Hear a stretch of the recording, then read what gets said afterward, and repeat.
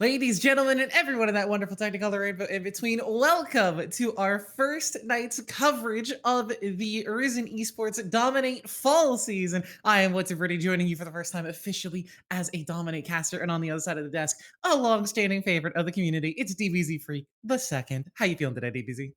A long-standing favorite?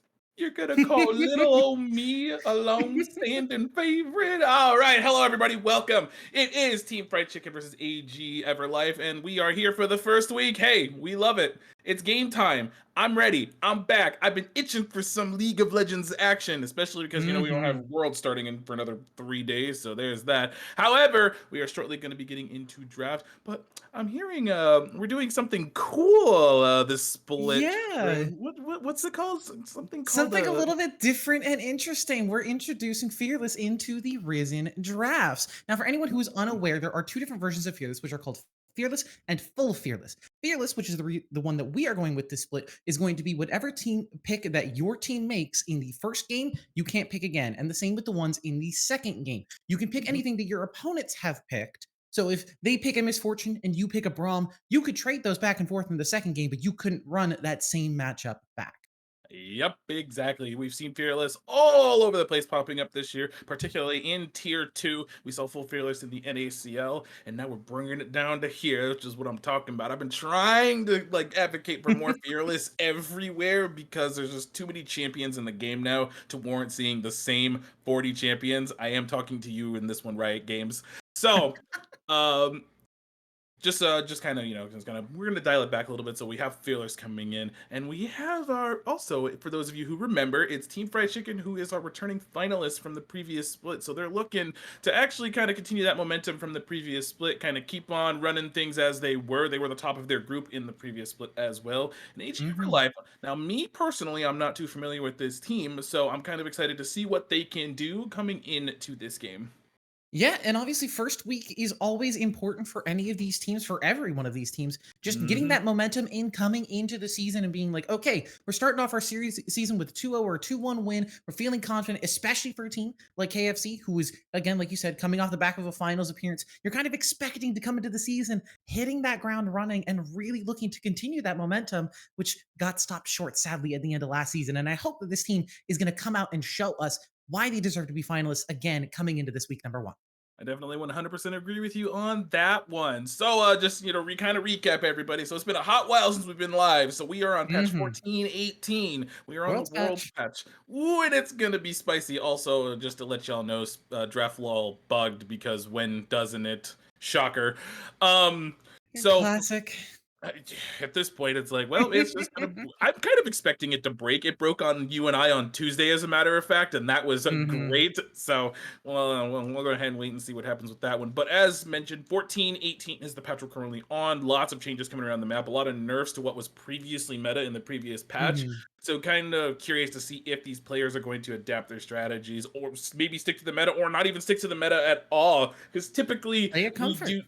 do see a healthy mix of meta and comfort, mainly comfort more than anything, which obviously in our case is completely fine.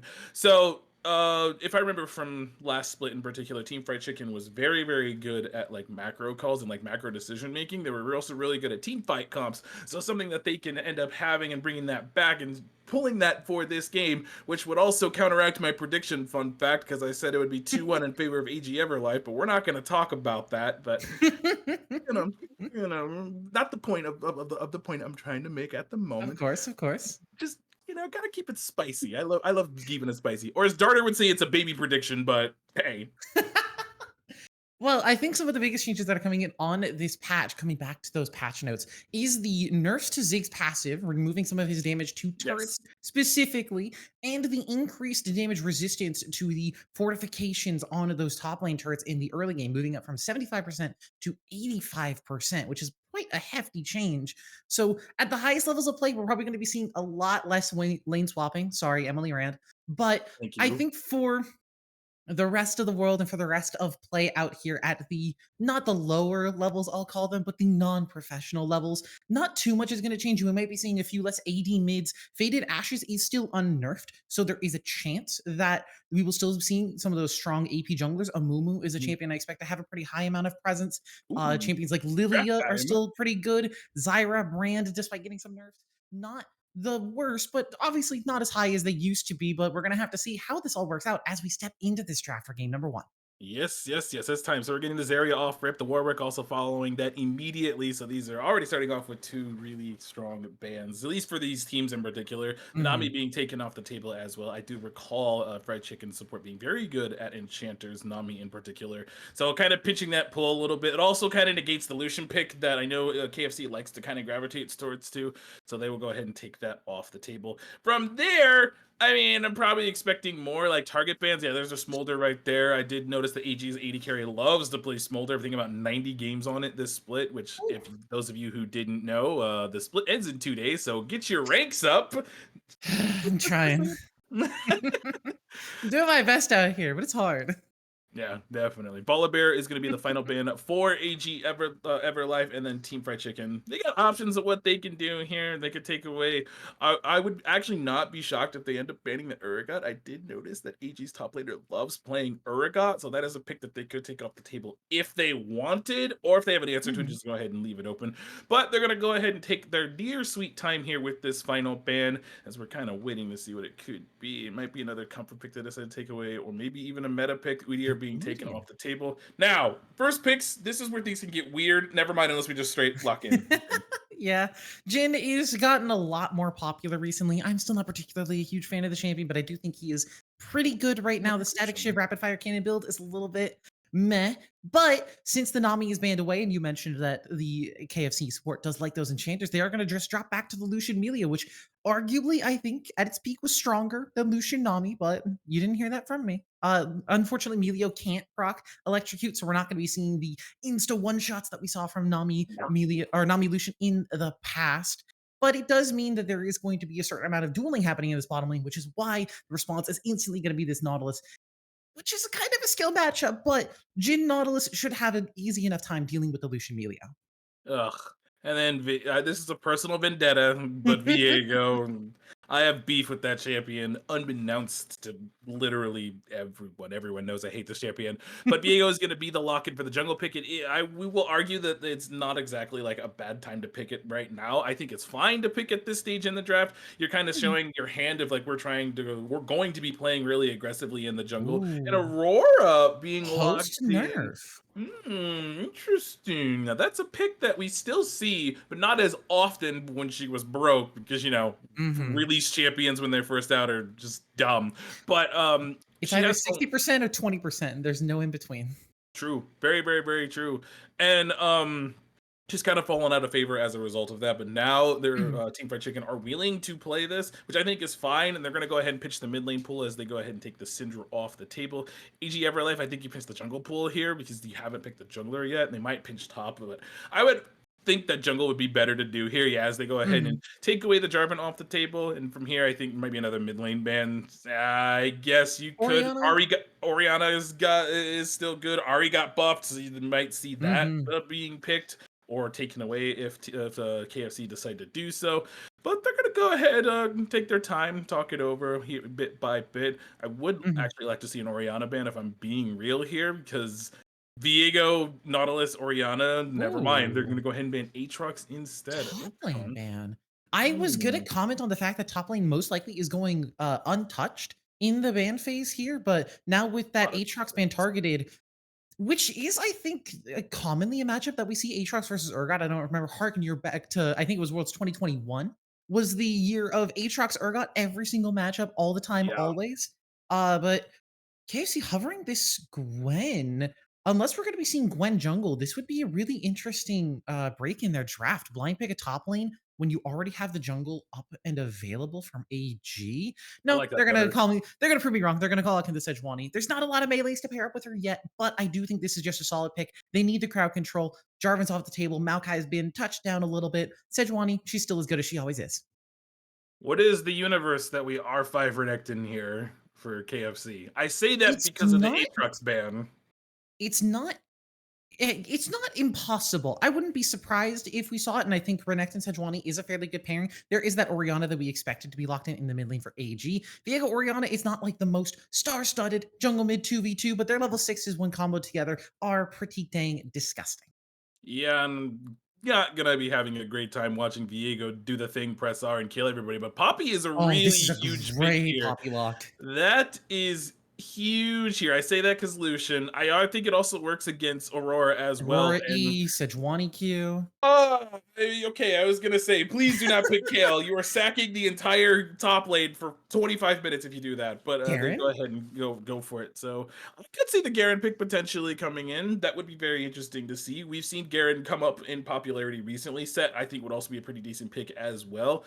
And they're gonna go ahead and lock it in. Set is a champion that we haven't seen terribly often outside of solo queue. Rather, I still personally think that Set is a really good pick in certain situations. And into Poppy, I think it could go really well because if you're kind of dunking a Poppy into the enemy team, that could be doing a lot of damage. Also, that keeps her away from the carries because Lucian's gonna want him to be able to dash everywhere. And if she's Mhm. too close, he will not be able to do that. So I think the Set pick is pretty good here for KFC. Yeah. I could be out of my mind potentially, but I like both drafts. I will say there are a lot of wombo combos on both sides. Lucian Milio going to be having a really strong 2v2 in the bottom lane because of that range advantage. And then Mhm. from there, I'm really curious where this jungle matchup's gonna go because I think Sejuani's gonna want to try to avoid Viego as much as possible to Yeah. kind of get to that level 6 mark. Because once she hits that level 6 mark, you have champions like Orianna who's immobile, you have Jin who's immobile, champions like those two who are very vulnerable to that Sejuani ultimate that can make or break. I think some of this early game pressure. Yeah, I am I'm a little bit worried about the KFC draft. I think only having one melee for your Sejuani doesn't feel great at the best of times. It is a set, so he does have that double hit passive with the Q knuckle down, so he can, get some extra procs in there for her. But Sejuani with a single melee on her team is always a little bit rough. But on the other side, I have questions for this Jin because you're picking Jin, who's normally you build rapid fire or static shiv and then rapid fire, which is a very, very weak early game build that you're trying to just scale up to three and a half, 4 items before you really start to get online. Versus Lucian Melia, which is, hey, we hit level 2, we're gonna start being in your face aggressive and we're gonna take it to Yeah. you. I wonder if AG is gonna move towards maybe a lethality Jin, maybe bring that build back a little bit, run some Dark Harvest, play a little bit more aggressive in the early game because you have the Nautilus, because you have that Viego. But if I'm being honest, I'm expecting that we'll see static shiv at the very least. I'm hoping for not rapid fire second because I do think you need Oh yeah. some form of pressure in the early game against this comp. So I'm only gonna hype up the lethality gin build a little bit. Mhm. Now, I am only a Dark Harvest gin enjoyer. I don't care if it's crit or lethality. I will play Dark Harvest every single game. It's mildly trolling, yes, but I'm having fun, and sometimes I'll pop off. So that's to get that point across first. I do think going lethality this game might not be entirely worth it because Shin into 2 tanks is not fun. In this case, we have Mhm. Set and Sejuani, so we might see more of that crit build coming out. I'm anticipating we'll see the static into rapid fire because that's usually the case of what ends up happening. Maybe even get an executioner's Mhm. calling because there's actually a lot of healing on this side too.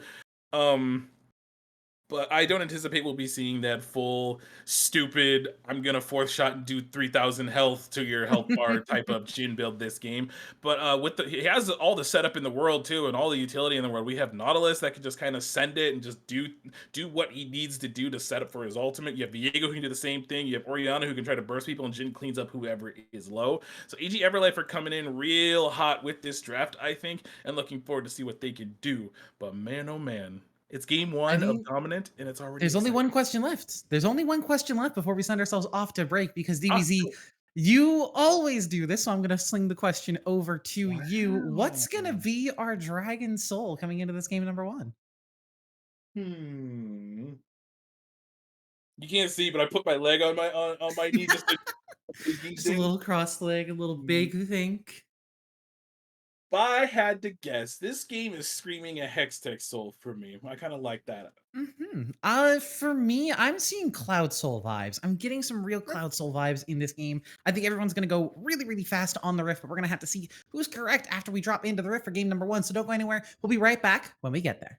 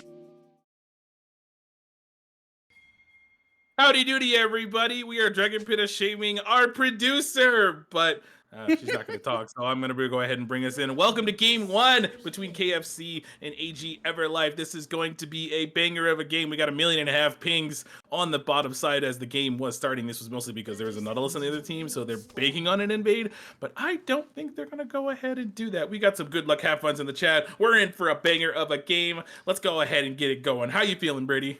I'm feeling great. I'm looking for anything like spicy or interesting in the runes or in the summoner spells. Now, I'm gonna be honest, DBZ, I'm not seeing anything. Everything feels fairly standard. Electrocute on Aurora, despite the nerfs, does seem to be the go-to for most players. We've got the Conquerors on a few champions. We got PTA on the Lucian, Fleet Footwork on the Jhin. This just all feels very stock standard. Unfortunately, it's not the Dark Harvest Jhin that we were hoping for, but it's not unexpected. I mean, if Reaper pops off, I'll respect it anyways. But, so... No level 1 shenanigans will be coming out of this. Junglers will go ahead and start in their classic spots.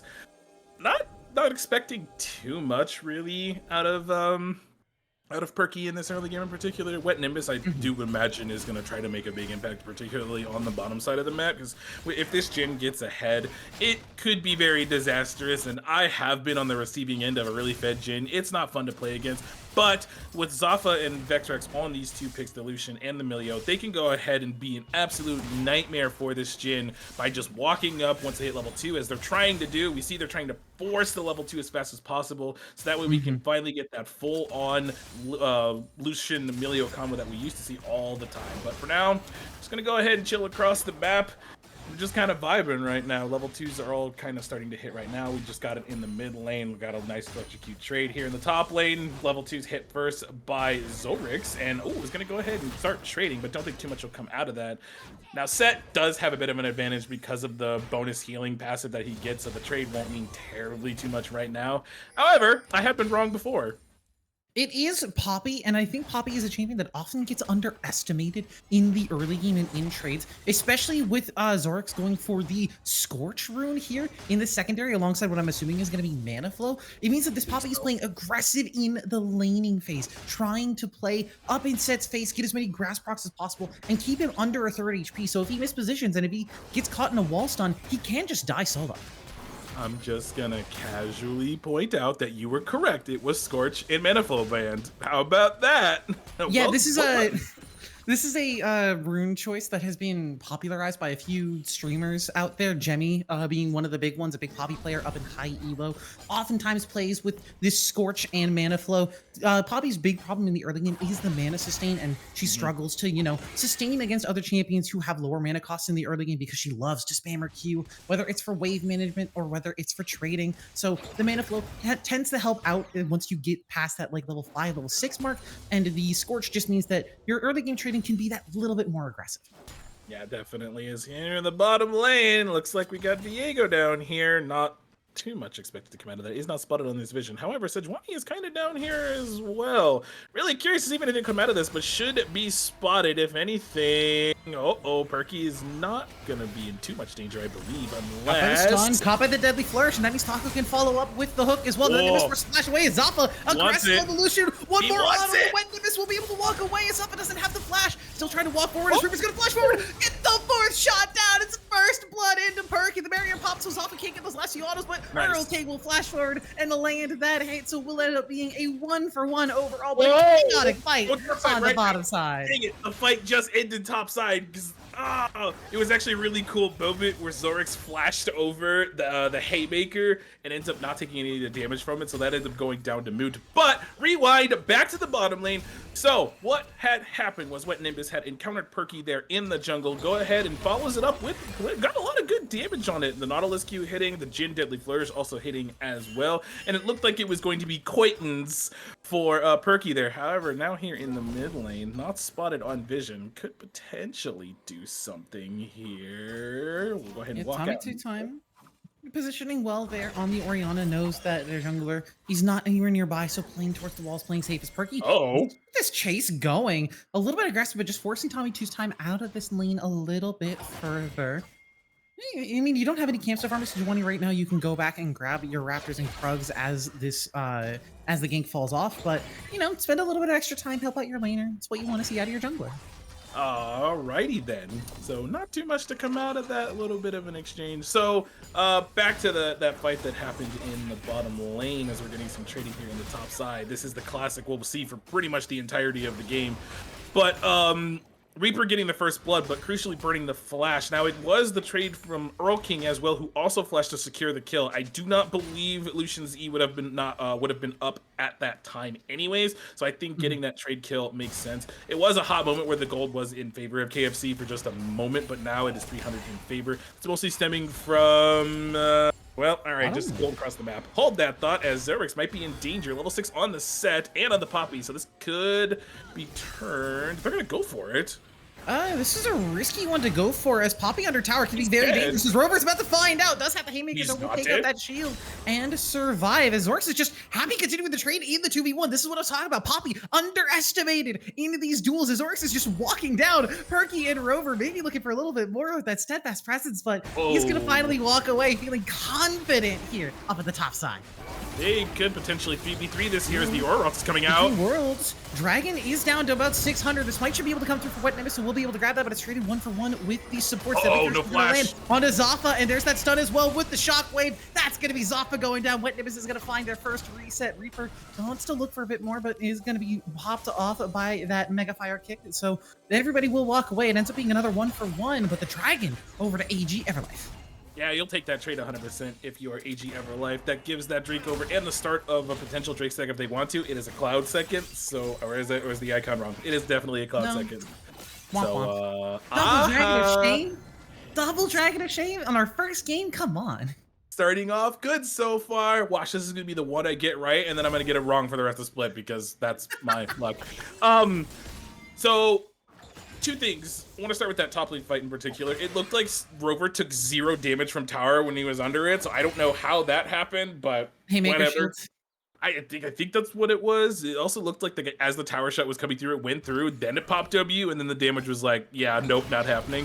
But then back in the river for that dragon fight. I thought it looked good to keep continuing with that 3v3, but then my brain turned on and was like, Orianna is walking down, so they should definitely back off. Now, crucially, Zaffa having no flash did end up going down, so that fight ends up being another 1-for-1 in the Drake in favor as well. The gold is even right now. This is because Earl King has 2 kills, and I think you're okay with that, because Aurora, when she is strong, has really wild potential to one-shot people, as we have seen in the likes of the LCK instances and solo queue as well. Just the champion is still strong, she's just not as strong as she used to be. But AG EverLyfe, they're feeling pretty good about where they are right now. 8 minutes into this game, only barely like 100 gold lead. Gold lead doesn't really exist or matter, as Earl King is down here, but will be spotted on a ward. They're gonna fight this. It's gonna be popped. Reaper stepping us too far forward, and there's that between worlds, and that's just the deletion. One more auto to come through. Earl King finds a double kill on the bottom side. All right. Well, that is a strong Aurora. Now 4-0 securing the double kill. Was not spotted on that ward prior to. It's just barely out of the vision. Now, I'm not sure if that ward was pinged before that point, but absolute great roaming from Earl King. Won't lose too much in the mid lane off of it as well. Now, on the other side of the map, we saw the grubs were traded, so it is 3 grubs. Not really too much threat of split pushers, really the Orianna more or less, but still having 3 grubs is a good start, and I will now become the parrot that says the same thing always when it comes to grubs. 3 good means you only need 1. The other team has to stop you. Easy peasy grub fight if they decide to fight for it. I don't know if Perky saw Wet Nimbus there, or if Wet Nimbus even reacted to Perky. It was just sort of a meeting of the jungles there, just like a hi, how are ya, as they're both gonna walk away as Nimbus will continue to take this out the camp. But yeah, the 3 grubs is good. I think the big deal for AG EverLyfe is the set not having access to any grubs, as well as this Lucian, who has been playing a very aggressive lane. Despite not picking up any of these kills, they're finding leads versus the Jhin Nautilus, so if they can get time on this tower and start to knock it down, very good for them. So denying them 4-stack grubs, or even 5 or 6, very important for AG. I'm also seeing that it looks like we're going to the Essence Reaver first. No, I think I am. Whoa, hold up. Topside, we actually got a fight. We have 2 fights everywhere. Yeah, fight on the bottom side. Zorix is going to find Rover in the 1v1, but now on the bottom side, Super Amazing Taco and Reaper are going to be forced to walk away. Curtain Call is going to get opened up. He's a very strange split. It's almost going to get caught up by the Shockwave, and there's that ulti wombo combo we were looking for. The Heartbreaker is going to break the hearts of KFC, and now Perky, the one left standing. Red buff ticking over the wall. Wet Nimbus maybe wants to chase it down. We do see Earl King on the way. I think Perky's just going to be out of here thanks to that blue pet, so everyone else will walk away, but a nice 3 turnaround by AG in the bottom side.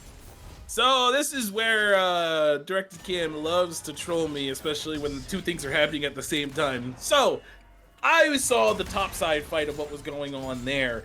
So what had happened was Rover actually was getting ready to solo out Zorix, but Zorix with the quick thinking flash E'd under tower ended up securing that kill. Now on the bottom side, what happened there is once again it was a better roam from Tommy 2 times. Just they have more damage at this point in the game for the side of AG EverLyfe, so they felt stronger to take this fight, and unfortunately it just went from bad to worse for the side of KFC, who, you know, like we mentioned at the top of the day, they are our returning finalists from last split.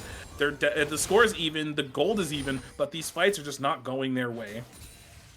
Yeah, the only thing really being the difference maker in these so far is those neutral objectives. A dragon and 3 grubs, and especially with it being an isolated infernal dragon, feels pretty nice when your Orianna gets extra AP, your Viego gets some extra AD. It's all good stats that your team wants to have. And I think also the fact that it's not going to be an Infernal Soul that you're going to have to fight over versus a Lucian Melio versus this Aurora, whose ulti I think would genuinely probably just one-shot someone if she gets that multi-stacked Infernal Soul. Probably good for AG that it's not going to be one of those incredibly dangerous souls like the Infernal, but Hextech, like you predicted, still on the table, as it is just going to be AG giving up this dragon, so we'll end up going 1-1 in drags. Okay, I can kind of see why they're doing that. Oh my god! I actually got it right. Oh my god! Wait. I actually got it right. No, wait, that means I'm gonna lose the rest of the day. I mean, if your predictions are to be believed, are you the scriptwriter here? I mean, if I was the scriptwriter, this Jin would be 6-0 already because I love playing Jin because Jin is a lot of fun. But yeah, so now it is now 1-1 in Drake's. It is a Hex Soul that we will be getting this map. Both teams would benefit from this absolutely nuttily. Now we do have the next set of grubs coming up in the next 6 seconds. It looks like we're trying to get some prio mid and top side to start going for those. Here in the bottom side, I mean, they're just going to be shoved in. If Super Amazing Taco wanted to, could roam up that way to assist the Viego. Everyone's kind of moving up in that direction. Hold on, we got a trap here. Tommy two time is gonna be caught by that between worlds and can't start walking away. So they shockwave on you, but EverLyfe is gonna find it, and then the sun's gonna come through from Perky. Hold on, Heartbreaker. EverLyfe will flash over the wall and be able to escape as Nimbus doesn't have the flash to follow. So it will just be one pick for KFC. Zorik's on the rotate, but is gonna be zoned off by Rover. So it's just a free 1-for-nothing pick there. Absolutely, and like the play was kind of there when I saw them kind of post up in that brush. It's like, wait a minute, oh, Tommy 2 doesn't have flash, and they don't know, and ends up getting absolutely annihilated. Just that Malignant's also being done for Earl King as well, going to be pumping on a ton of damage that opens up the grubs as well. So they should get all 3. I say should vary because maybe Wet Nimbus decides they want to try to go for some here, but does not look like they will opt into it. Will be spotted on a ward anyways, so they'll just go ahead, farm it up, and now we're split 3-3. Oh, that's in. Yeah, there's that Light Slinger passive. Bang, bang, and Reaper is gone. You have to respect the Lucian Lelio 2v2. Nice aggression there. As in an earlier trade we didn't see, Reaper did lose that barrier and that flash. Is yeah, that we did. jungle invade? Is it? Oh, hello. All right, so we're not gonna go ahead and keep going there. We good, guys? We're good. We're good. I think we're good. I was gonna say earlier on into the game when Aurora started picking up kills and Zafa specifically wasn't getting much of that gold, I was starting to get a little worried. Like, maybe this Aurora isn't gonna be able to have the same carry performance that a Lucian can. You really need resources on the Lucian. You need this guy snowballing. But Roking is just entirely proving me wrong. Has already 5-0. Is looking to finish up the second item. I think on this next recall has the Essence Reaver. And in the meantime, Zafa is still winning out on the bottom side, has the Essence Reaver and an extra BF sword, is feeling confident to just continue pushing forward and keeping aggressive. Yeah, honestly, it's really good. Kind of, I think the word I'm looking for is it's a very good stabilization. That's the word I'm looking for. Good to them to like stabilize the game state right now, because it was looking like with the way that AG EverLyfe were playing the game that it could start getting out of hand if things kind of continued in the path that they were, where they would take losing fights and or getting caught out in this instance as well.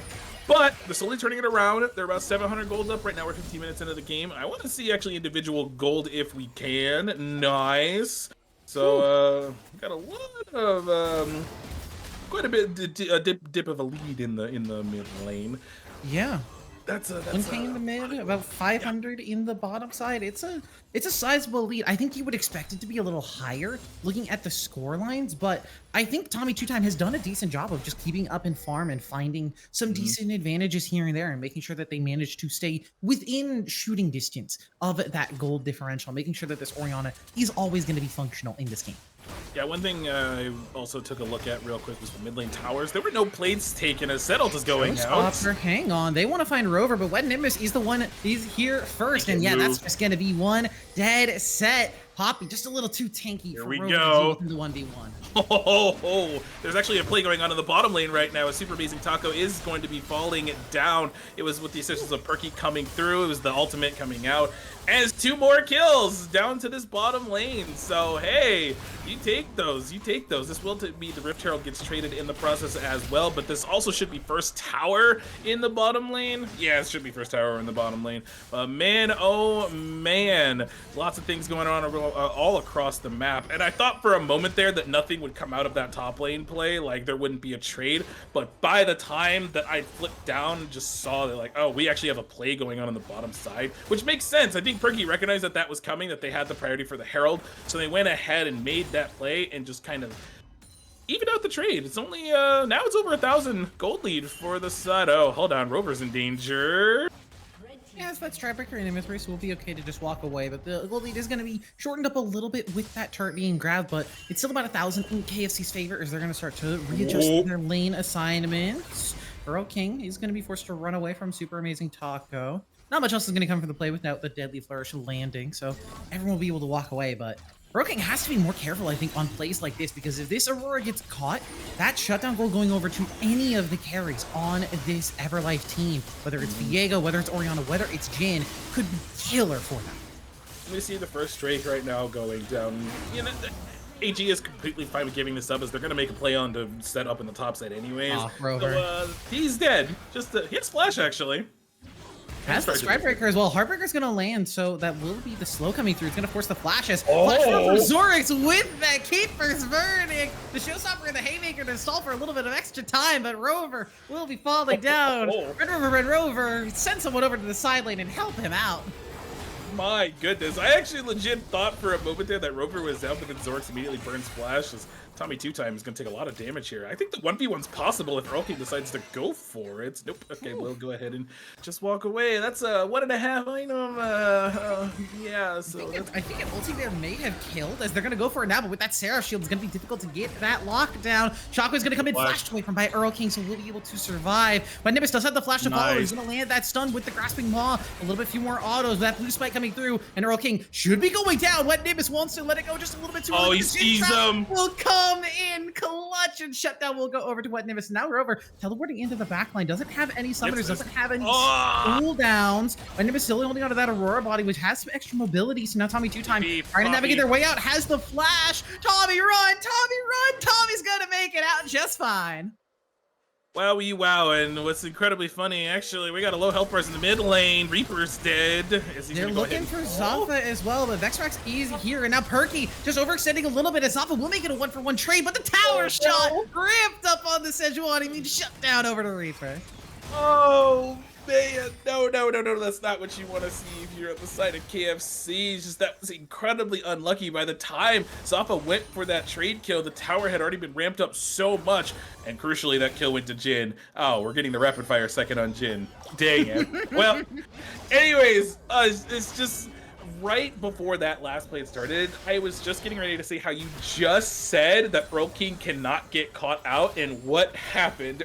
King got caught out, the shutdown went over to the Viego, and in mid lane, I saw the vision there, I saw what they were cooking, but it's just unfortunate that they just didn't have the, I don't want to say like the right engage tools, but they didn't have the wave there either to make that play, and it just got out of hand too quick. Now that is hilariously a gold swing, so now it's 1,000 in favor of AG.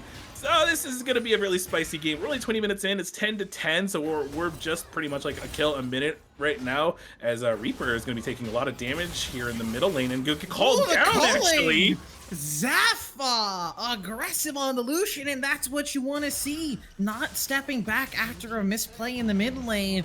Now has 2 items on the Lucian. That Infinity Edge Essence Reaver is going to put in a little more work than the rapid fire static shift. Is the time at the bottom side. Ultis are going to be traded. Rover looking to mind a 1v1, but Tommy 2-Time just a little bit too slippery on this Orianna, so we'll be able to walk away just fine, especially with Amazing Taco in the area. That is the age-old classic of I am Lucian. I have 2 items. I will ER and you will die. And that is pretty much what happened there. I think Milio buffed him a little bit there as well. But man, oh man, that is one strong Lucian. 5 and 3, 2 items, the Infinity Edge and the Essence Reaver completed. I would assume going for either Rapid Fire or Phantom Dancer next. Yeah, the Zeal was the bottom just now. It could be Navori if Zafa wants to be really aggressive, because it does build out of the Zeal. I wouldn't hate it, but I think it is going to require a lot of hands from Zafa to get that maximum uptime, as opposed to the Rapid Fire Cannon, which is just a handy tool to help out with some engages. I'm really curious about that Rift Herald call there. That was a really interesting spot to drop it. Now I assume maybe he had to drop it, so Nimbus went ahead and dropped it there, but it does not get anything of value. The next Drake is up in a minute's time, which it would be soul point for KFC if they decide to go for it. There is also a universe where maybe they decide to flip it, where they're like, we'll give up the first Drake, but we'll take Baron instead. There's not too much vision on that side of the map, as Rover is being very, very cheeky here. Does Tommy 2-Time, as we now witness the Orianna walk too dangerously into enemy territory. Yep, there it is. Yeah, no flash on the Orianna. It's going to use that shockwave onto Zaffa, but it's not going to keep him alive for much longer. Rover will shut down Tommy 2 times, and now Zaffa getting engaged on as this support's going to go down, and now the curtain call's opening up. Zaffa, how good are your fancy feet? How good's your sidestepping? Third shot misses, fourth shot, he's going to be sidestepped away from us. Rover will tank it up for the squad, but Zorx comes in, gets the charge into the wall, and shuts down the Lucian, and that should mean that there's nothing else to take for KFC as they're trying to fight back, but Reaper is free, firing on the Jin. Earl King is going to make at least one happen back, but immediately Wet Nimbus will pick up another body, and Perky's the last one standing. Goodbye, Sejuani. Wow. Hello, AG EverLyfe. AG EverLyfe absolutely wiping the floor. It looked like the Tommy 2 time was caught out of position. Super Amazing Taco also goes down as well, but it's a 5 for 2. They equalize the Drakes. I'm not even going to talk about gold because it's still even. So, like, absolutely amazing fight coming out of AG EverLyfe there. KFC, now I think they would call that they're on the back foot at this point. I just feel like that we're seeing those nerfs from Aurora starting to show, because I'm 99% sure Aurora gets 2 there 100%. If it's like pre-nerf Aurora, but man, oh man, we're also starting to see the punishment of Zaffa getting not caught up, but getting one shot as well. I say one shot because Tommy 2 time did burn the ultimate as well and dealt a lot of damage, which made Zaffa very vulnerable to that fight. Man, oh man, 23 minutes, 15 to 13, the gold 1,500 in favor of AG. We are experiencing a banger on this very first game of the split. If this is how this game's gonna be, what's the rest of the series gonna be like? Yeah, what are game 2 and game 3 gonna bring us? Zaffa now, with the summoners backup, didn't have access to either the barrier or the flash in that last fight. So next time a fight like that happens, Zaffa will be a lot safer and maybe can play a little bit more aggressively, but it does mean that AG stops the solo point, evens up the Drakes, gets themselves a more secure gold lead. And now the game's sort of just calming down a little bit. There's no real objectives to fight over. I don't think either of these teams wants to do an early Baron, though I think KFC probably could do it pretty quickly with the Lucian Melio, but they're not going to be threatened by it. They don't want to walk into a Baron pit when Tommy 2 time Orianna is right there ready and waiting. Yeah, that ultimate could absolutely annihilate everybody in the pit if they decide to go for that. I think the play here is to try to like keep your vision. Oh no, Earl King is in danger. Look at they're mass pinging topside right now, but we'll go ahead and back off. But I think the game plan here is from KFC is to try to keep farming up, get that Lucian at 3 items who should be close. Wow, that is that's tank fight, all right. Yeah, I just want to point out that Rover is literally tickling the Poppy in case. Yeah, this is what Poppy does. This is why Poppy is so strong in the top lane. That Fimbulwinter item is so cheap to complete, and Poppy loves the stats on it. Extra HP, extra mana, and the shielding whenever you tap somebody with Q or E or R or stop them with W, it's just all good for her. And the fact that she's now on 2.5 items when Rover is sitting on 1.5 is insane. Yeah, Rover's been just kind of bullied throughout the entirety of this game. It's just how so strong Poppy is. They don't really also have a true tank, more or less, at this moment on the side of KFC. Yes, Sejuani will get there, but right now they don't really have a true tank because Poppy just immediately goes tank items and she's unkillable as Wet Nimbus might be caught here. Perky looking for the stun is going to find it alongside that ulti as well, and the calling comes through. Shutdown will be picked up by Perky, though, so some gold denied as Zorx is now going to teleport in, stops off from dashing, but you're 1v3 on the backline. I don't think you can take that with the Poppy. Depth charge is going to be used defensively by Amazing Taco just to keep Perky away from the rest of the squad. And it's a nice pick from KFC, who could now look, like you said, to turn to that Baron. Now, Tommy 2 time still has the ultimate up, so this is going to be a very spicy call. Zorx also really strong as well. I think they might turn instead. Yeah, they're looking for Tommy 2 time. They caught him with it between worlds. It's going to be forced to flash away, but okay, he's still following up with that teleport shot. So Tommy 2 time will be able to dash away, but in the meantime, Zaffa on the other side of the fight, staying alive, dashing through as the curtain call is going to be opened up. Zaffa has to let the team take it up, trying to find an angle to get in as Zorx is going to deny the rest of the shots. Earl forced away by Zorx as well. Perky still walking forward, still trying to find his son. Zaffa flashes forward, finds 2, but immediately gets shut down as Reaper's going to find it. The Haymaker doesn't manage to find the last damage on it to Reaper, will force them away. The kills remain even, the gold remains even. TBC, we got a banger game number 1. Wow, and I mean, that completely nullifies the call for a Baron play because Wet Nimbus is alive, but now we're just going to go ahead, spend some of that gold. Zaffa did end up going down, and okay, so it is going to be the quick... Oh, okay, never mind, not going to go ahead and stop the recall. But man... Man, we got ourselves a banger game in our hands. I'm so excited for how this is going. It's so back and forth. It's mere inches in some of these fights. Literally everybody had blinking health bars by the end of that. Oh my God, this is gonna be an exciting next few minutes of this game. We have Drake up in 47 seconds. We got a lot of 3-item breakpoints coming in right now as Jin has 3, Lucian's on 3.5. Or the supports are finishing their second and third components right now as well. Ooh, Brady, this is gonna be an absolutely spicy next couple of minutes here, but I imagine we'll get a fight over this Drake as Jin's gonna steal away the scuttle, which I think is actually pretty huge. It also clears out a lot of that vision that they had in the river. And I think it's just get mid lane prio from here. Try to do what you can about getting into the pit, but man, it's gonna be risky. When I tell you that new Scuttle is so annoying to play against as a support because you spend like a minute getting all your vision down, making sure that you have vision in like an important neutral objective area. I'm gonna put that on pause. Zorix is just kind of walking away from this. He's pretty tanky on the Poppy. He's gonna start charging up that keeper's my He's God, gonna knock away too, and now the catch can come through. Earl King is down, and the big fat member from KFC is gone. Doesn't manage to get anything else off the play as Zorix is gonna dash to the backline, start denying Zappa a lot of value, but Zappa has to be careful. He's trying to dash away, but can't survive the 1v1. Zorix is just better. Perky will find what Nimbus on the other side of the fight, so a spike denied. But I think the stronger members of AG EverLyfe are just gonna look for some cleanup and some pickup, some extra money here as Rover will try and get a haymaker in, but can't find the damage. Reaper goes on a rampage, and AG finally pull ahead.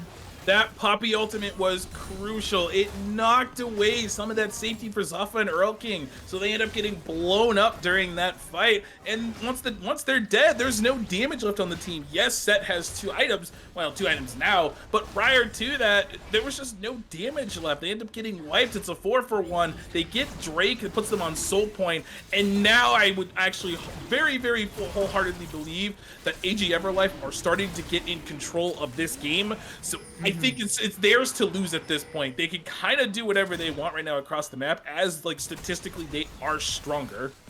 Yeah, I do also want to point out we're in a 40-kill game. There is one person on both of these teams without a death. It's the tank of AG EverLyfe. Shocker. He does not stop because Cole's gonna be burned in that mid lane. Mason Taco's gonna take up a lot of it. Shockwave will go wide. Zappa manages to sidestep it. Good tanking there from the Nautilus, making sure Reaper will not go down. KFC not out of the fight just yet, still playing pretty aggressively, but they're definitely on the back foot for now.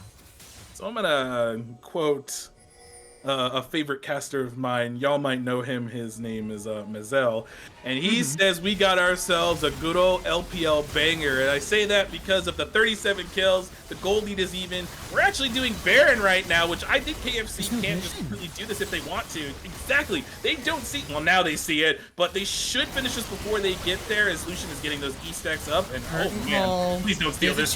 There's a chance for a contest, but Nimbus is going to try and get in, but is going to be denied. Has to dodge away from that glacial prison, and everyone from KFC will walk away with the buffs. Earl King does manage to get caught there. Yeah, it's just 5 Baron buffs. A great call from KFC.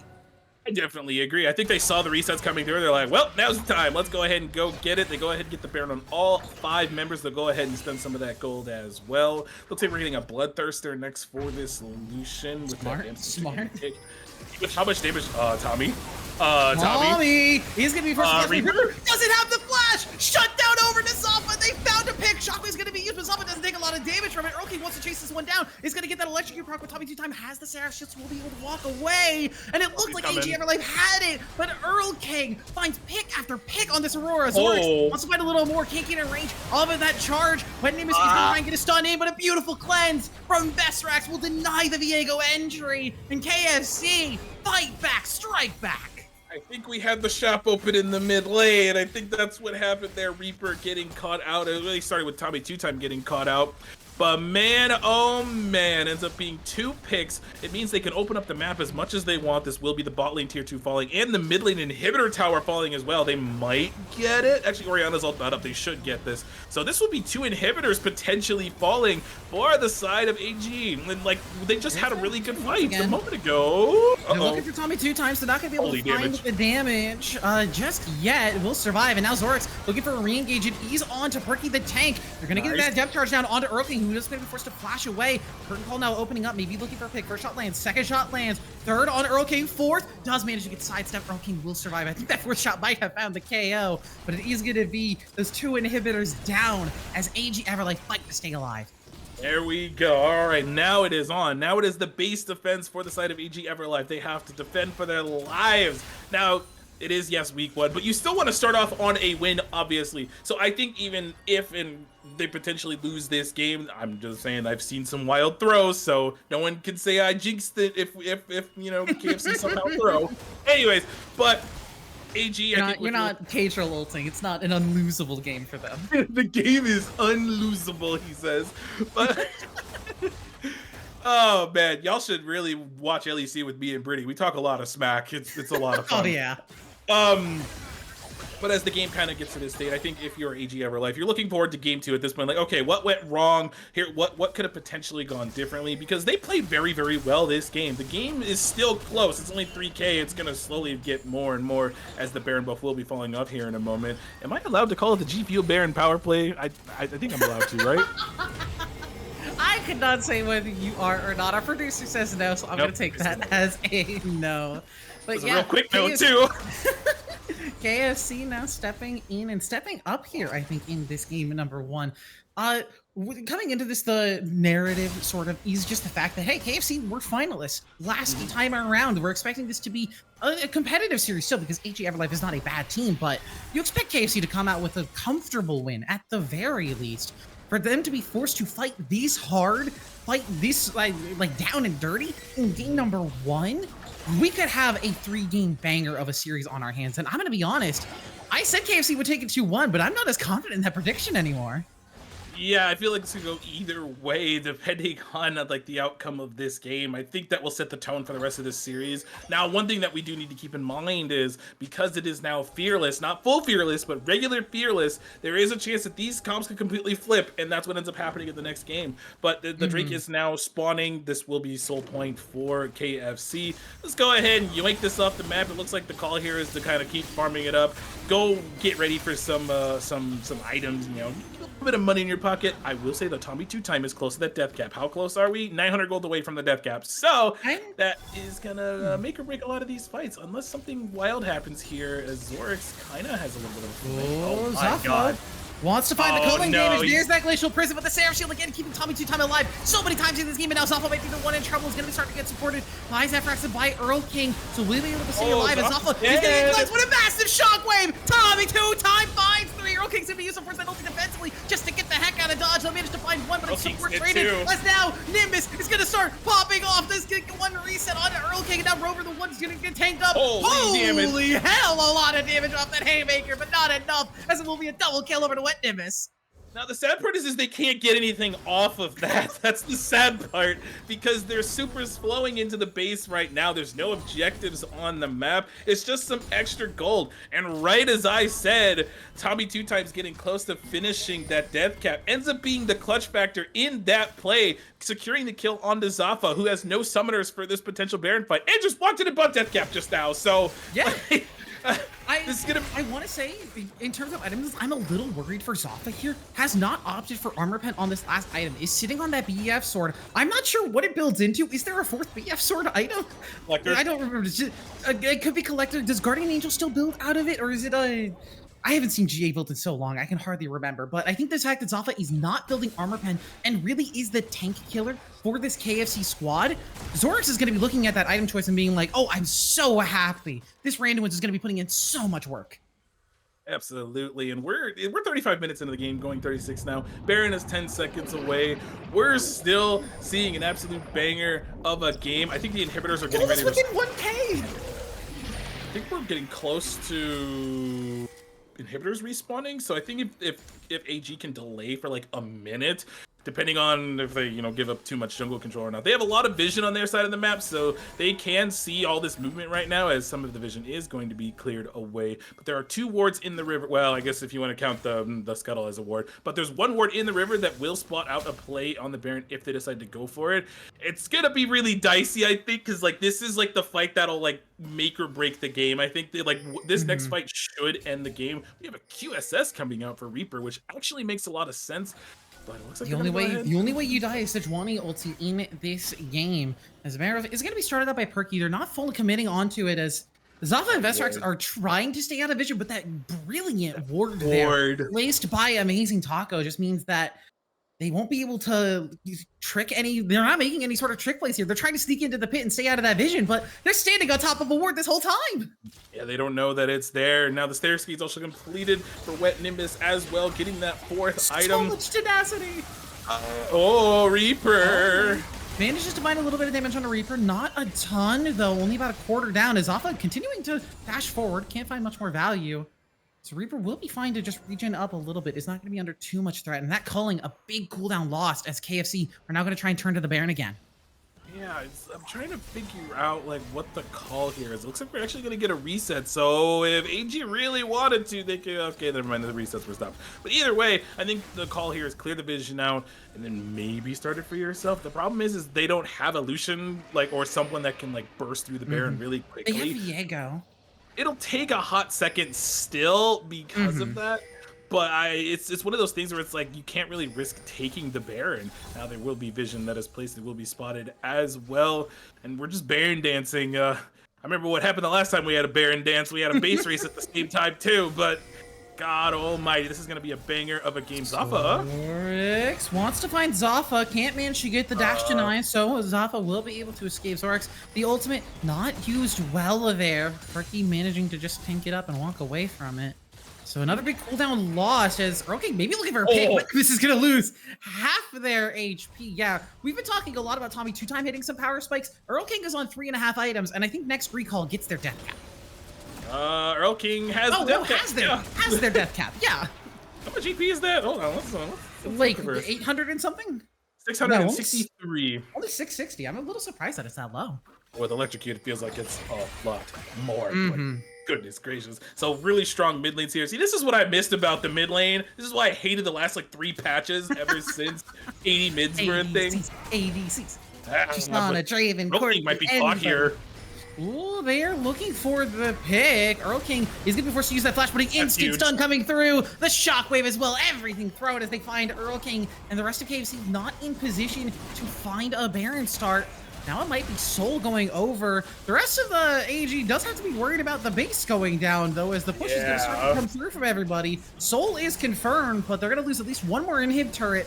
Maybe not the inhib, but they don't have cooldowns. I don't think they can actually fight this as Perky just using that ulti defensively. There's another defensive ult as Zorix is just going to knock Perky out, and they will keep the inhibitor alive. Topside inhibitor will go down, but Rover is 100% dead for this. A nice haymaker, some great damage on the Red Nimbus, as he's going to get the showstopper down as well, but yeah, will eventually go down. Trades his life for the inhib, but now 4v5. AG EverLyfe with Soul can just look at Baron. They could definitely just go and do it. It's 3v5 for the next 18 seconds if they so choose to, but I think they will make the move late is the problem, but King can TP for this play. Now, on the other side, they could open up all 3 inhibitors if they really wanted to. So are they just going to go for the base? If they don't have any minions, that's the problem, so they can't. But let's go ahead and open up these inhibitors. It is the Guardian Angel. How about that? But it will be the 3 inhibitors broken. So this Baron could be potentially moot with all these supers that are going to be flooding into the base. It's going to be stuffed a little bit for sure. Do we even talk about gold anymore? No. These 2 teams have been going it's like... the fact that it's... I don't think the gold has ever gone above 3,000 in a lead for either of these teams. I think that's the highest gold lead that we've seen. The gold graph at the end of this game is going to be hilarious to look at. Oh God, it's going to be everything I've dreamed of seeing. Obnoxious roller coaster of a gold graph. I think we'll see also what the most. I also want to point out, Zorix still deathless. 4-0 and 13, 17 out of 25 KP on a tank. No deaths. Poppy's a great champion. If you are ever autofilled in top lane, in League of Legends ranked solo queue, or even in flex queue, pick Poppy. This champion is insanely broke, and if you use your ulti defensively, you don't even try to get like a charge up knock, you just tap up somebody who's trying to engage on your team, you will be useful. You will get something done. Absolutely. Now, the caveat to all of this that has been going on, now, while that Baron was being taken down, all 3 inhibitors were open, so this Baron is going to be very hard to utilize for AG EverLyfe. Because of the double supers. Now, this does also give a little bit of an avenue to get prepped for this Elder that's in less than 4 minutes. I think the inhibitors might be coming up by then, if my knowledge serves me correctly. But at this point, this is like, it's like the games have been like reliant on raw team fight prowess from both of these teams, more so in terms of like getting picks for the side of AG, because like Earl King has died 3 times being out of position in some way or another. But on the other side, I mean, just through just using their cooldowns better, KFC have garnered their advantages in some of these fights as well. We're getting to that real late game part where now it's like, if something goes wrong, it's the end of the game, and you don't want to be that person that makes that mistake. It's heartbreaking when that happens. And the Baron is going to fall off here in the next minute, but man, we need to dial it back a little bit, but we might not get that chance. If the game goes, if this next fight goes in favor of anybody, it's going to be the game ender. Zorax is going to get that ulti off, pop away Earl King, so no Between Worlds here available. But do they have the damage? They're trying to knock down Zoffa, but the Lucian will not die. Reaper's taking up beautifully. Reaper's going to go down and shut down over to Zoffa, and this should be it. KFC looking to finish it off as Wet Nemesis is looking for some resets. It's going to find one onto Rover. Maybe looking for a little bit more. Gets a nice haymaker off onto Earl King, but just can't find the damage. It's more shutdowns. It's more gold, and the gold at this point does not matter. Zorax doing their best to tank up for the team, playing the 1v5 team fight, but it's just a little bit too much crowd control, a little bit too much damage. Poppy will eventually find this dude doesn't die. Death. I say eventually. It's going to take her a hot second because nobody's got any god dang armor pen, but it's shut down over to Zoffa, and that's going to be game 1 for KFC. Yeah, we started with an absolute banger for game 1. 26-25, 43 minutes will be the end clock, and we were in for a ride from start to finish. I'm excited to see where this could go. KFC up 1-0. In a tough game for them, I will say. That game, I think, definitely not what they expected with the draft they had and with the way that they were playing, but they managed to come up in the end. You can't see the damage right now, but I can. Poppy did the most damage in the game. Yeah, look, this is what I'm telling you. This champion is insane. Tank build, full tank build. She will do the most damage in the game. You'll see it here on our end game stats. Look at that, 42,000 damage, more than the Fed Lucian, and what a beautiful gold graph that is. It's just like you said, it's going to be an absolute roller coaster of a gold graph. And you were right, it didn't go above 3K for either side. That's absolutely insane. Wow, that game was so much fun to watch, and an absolute great start for what we have going on here for Dominant. It's so cool to see what these teams are capable of, and honestly, I'd rather take either 2 or 3 close games of this than a blowout, if I'm being completely real with you. But speaking of game 2, it's Fearless. So these two teams are not going to play the same thing. We won't be seeing Lucian from Zoffa anymore. We're not going to be seeing the Melio. We're not going to be seeing that Poppy anymore for Vorax in the top side, which is a little unfortunate. So a big deal there. No champions, all these champions that you see on your screen. The video in game 2, don't look at that one, but all 5 of these picks for either side will not be available coming into this game number 2. Oh, DBZ, it's Fearless, it's a banger draft, it's a banger game, and we've got a banger series on our hands. We absolutely have a banger series on our head, and with that, we're going to go ahead and take a breather, take a short break, but when we get back, it'll be game 2 between these two teams. Don't go anywhere.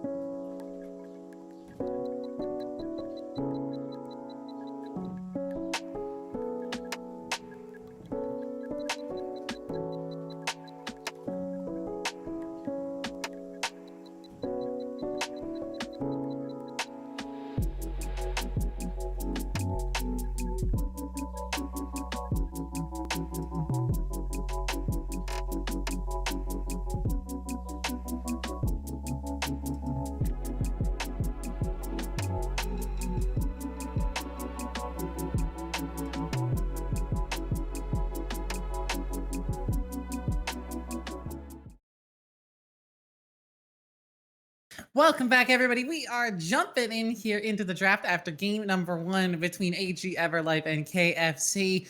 And what a game one that was. That's how you want to start off your season. We're hopping through this draft pretty quickly. Band's already fired away and nearly almost finished. Yeah, we have Jin, the adaptation ban this time. The bans are otherwise the same across the board. So interestingly, they don't want KFC to have it after how strong it was. And we're going to go ahead. Okay, I feel like this is deja vu because I literally think we just saw this happen recently when we saw Victor first pick. And then we were like, interesting. Okay, Caitlyn. Ooh. I like that. That's a much better first pick. I think Victor, stat stick champion, needs certain matchups to perform, but Caitlyn has great pairings, Karma, Lux, even engaged supports like Leona, Thrash, Nautilus. She just loves anybody that you can pair with in the bottom side. Morgana, if you want to go and be a little spicy, get yourself a Black Shield, but we haven't seen her in forever. But now AG on the back foot here after that game number one, thinking about how they're going to respond. It was nerf, but they're still picking it up. That's the Hey. Ziggs. It's potentially in the bottom side, but it does have the ability to go into mid lane too. Now, one thing that everyone needs to remember, lane swaps are pretty much effectively dead this patch. Now, Ziggs We've been itself saying that in for a a while, though. We've been saying that yeah, for a bit. we was in there for a bit, but I'm manifesting it to believe, and please don't anyone do it at Worlds. I will actually cry. But I'm gonna DM Emily Rand and I'm gonna see if she feels like if she feels like lane swaps are dead. that would be my worst nightmare whatsoever. But Ziggs Vi going to be the answer. Now, Vi is obviously really good here. It's immediate backline access in case anyone needs it or wants it. And Vi, press R, well, you're dead. And you just layer the Ziggs ult on top of it. Now, if Mhm. the Ziggs is in a solo lane, I can see that more than I could in the bottom lane.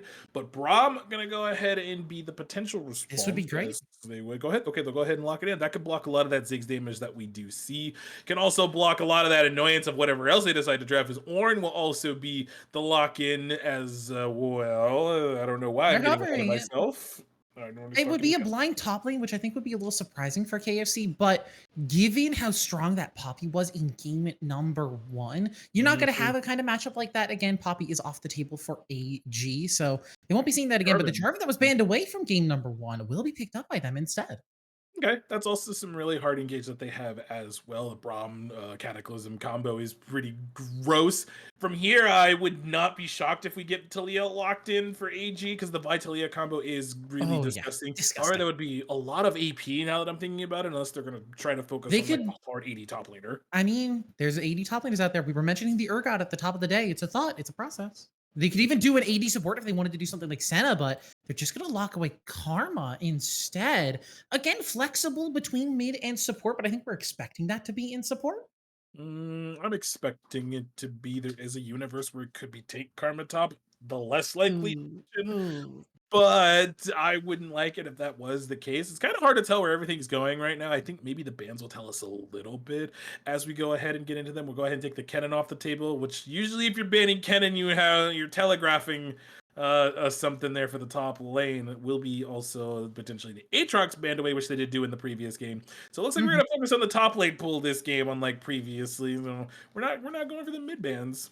Yeah, I did also think it was interesting that both of the junglers that were picked up in the first round here are both of the junglers that AG banned away in the second round Mhm. onto that first draft. So obviously these teams do have some priority on Vi and Jarvan, and I expect that we'll start to see that at the higher levels too. Jarvan got a little buff. Vi didn't really get touched by huge nerfs in the early game. Like she got, I think, 10 damage off of her Q. Something like It's that. not that much. She's still a really good early game ganking jungler. She'll still find ways to make things work. Again, the fact that KFC is focusing on the Aatrox and the Camille is telling me that maybe they want AG to pick up this Urgot. Maybe, but picking Ornn into it would be very interesting because we saw them hover that earlier. Mhm. But picking Ornn into something like that, unless they're daring AG to pick their top laner right now, or they're trying to save their It's counter pick for it's something either a else. lose flex or a lose counter pick. So either way, Uh, AG is going to be losing something here on this last pick. Another I say flex. that, but never mind. Jace actually could go mid or top, so it's still retaining some flex. But I think we're expecting that to be a top lane Jace. Maybe, and I say maybe kind of loosely because AG's mid laner does play Jace in the mid lane, so that is Mm. potentially something we could see if KFC wants to. I think this is just me, but I think you just slap Aurelia here because that's a fun matchup. It looks like they're gonna go ahead and take away the Urgot themselves, maybe feeling like they Okay. had to pick it. But man, oh man, actually, I'm gonna double check and make sure. then I am correct on that aspect of the Urgot. So give me a couple of seconds to look. While he's looking at that, we'll just keep our eyes on the rest of this draft. Last pick being hovered up here by KFC. They need a mid laner here, someone to keep this composition steady. Good source of AP damage, I think, is really what they're looking for. Oriana is still available for them.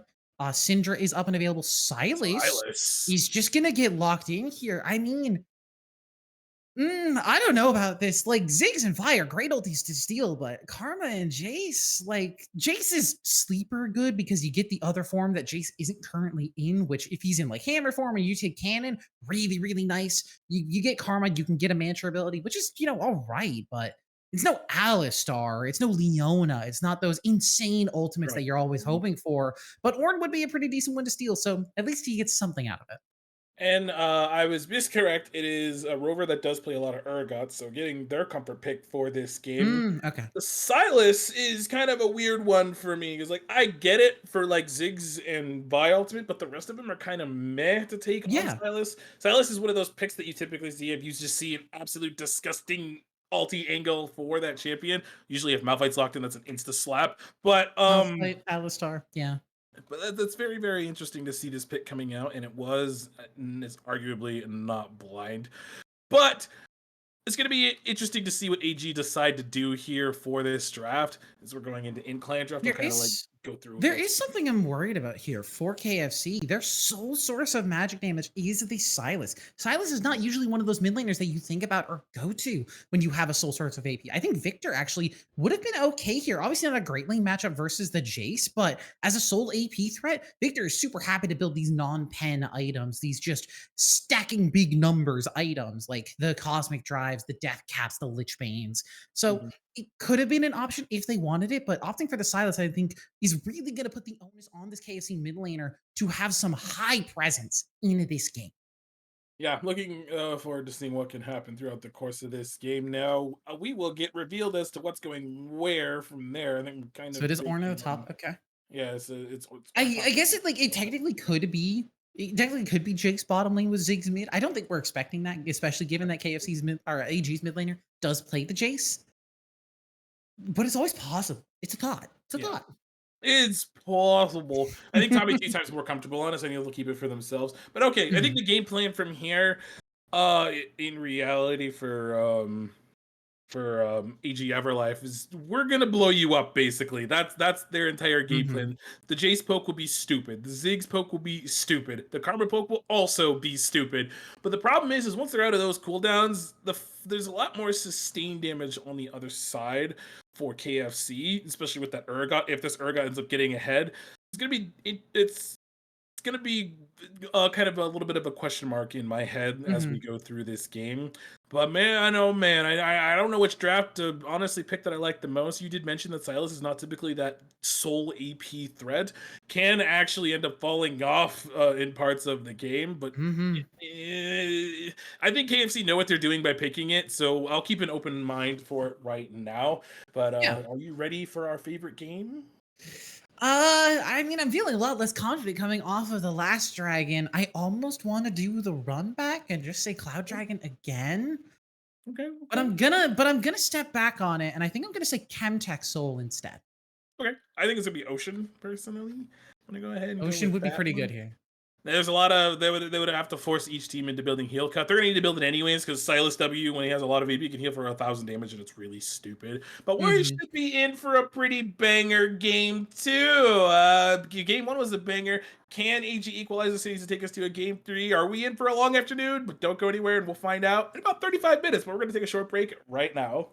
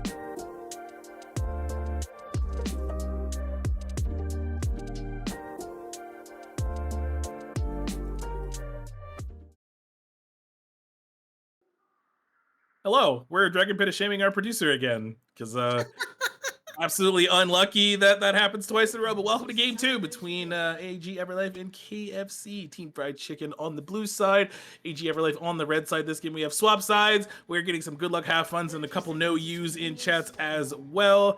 Can't wait to see what ends up happening in this game. Brady, are you ready for another banger? Oh, I am. I don't know if my voice is. We got an immediate trade of the mid lane. Wow, the Okay. bad manners from both of these laners.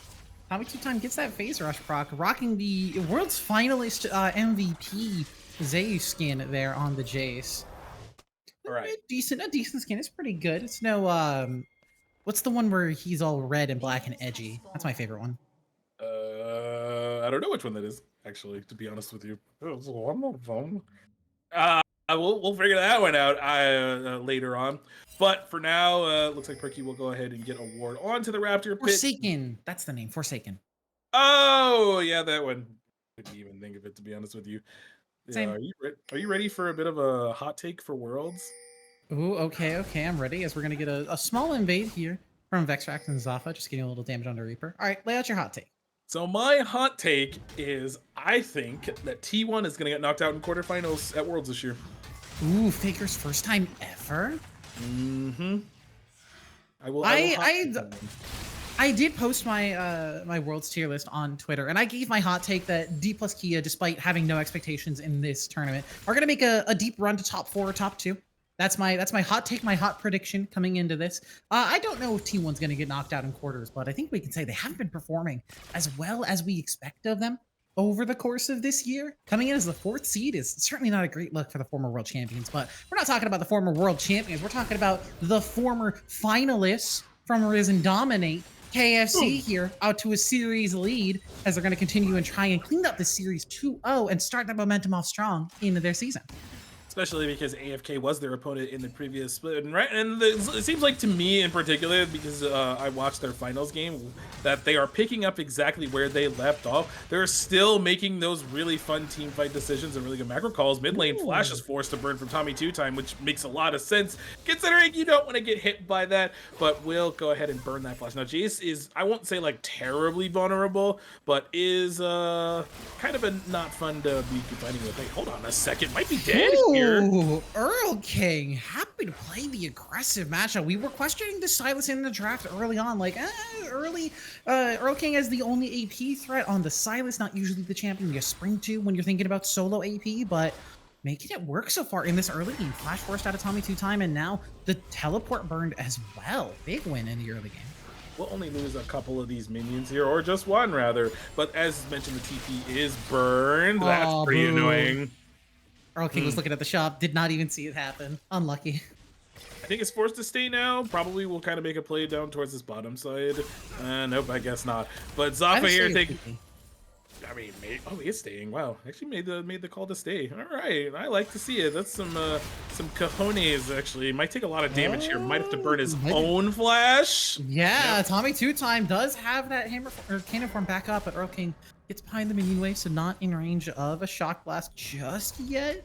Has those potions popping, so will sustain out of range of it. He's gonna get that back hit again. What a shot from Tommy Two-Time.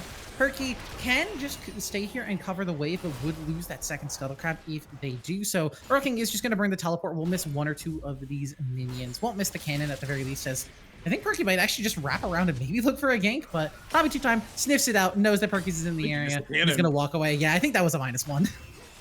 Oh, that's actually so terribly unlucky. Now, I have to say that was a little bit of a greedy back from Earl King. Would not have had to burn the flash if it just took those couple extra seconds to back off. Let Jace farm the wave under tower, and so that way the recall doesn't end up getting stopped.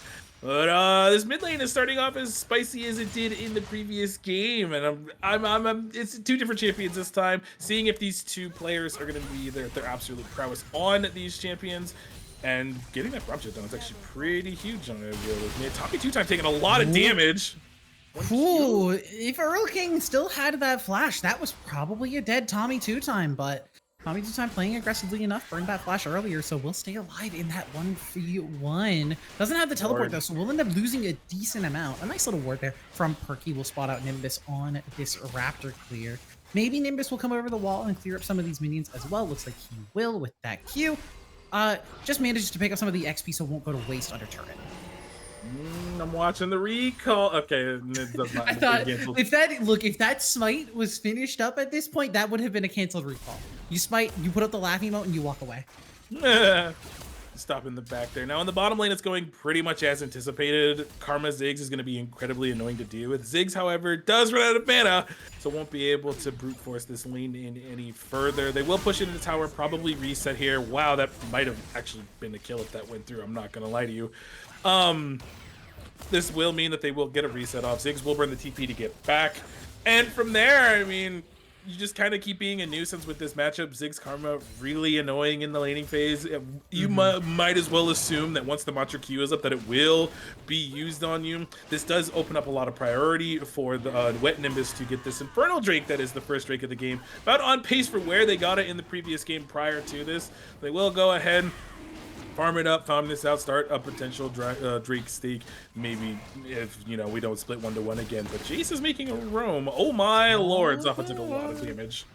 Yeah, I will say, as a resident Karma enjoyer and current Karma players, Tommy 2-time, because he had the shock blast. It's out of vision. It's going to be a blind shot. He's just looking around. Doesn't know. He doesn't know. He's going to throw it. It's not late enough. Zaffa manages to walk away. What? I think if Tommy 2-time just shot it in, that was probably a kill.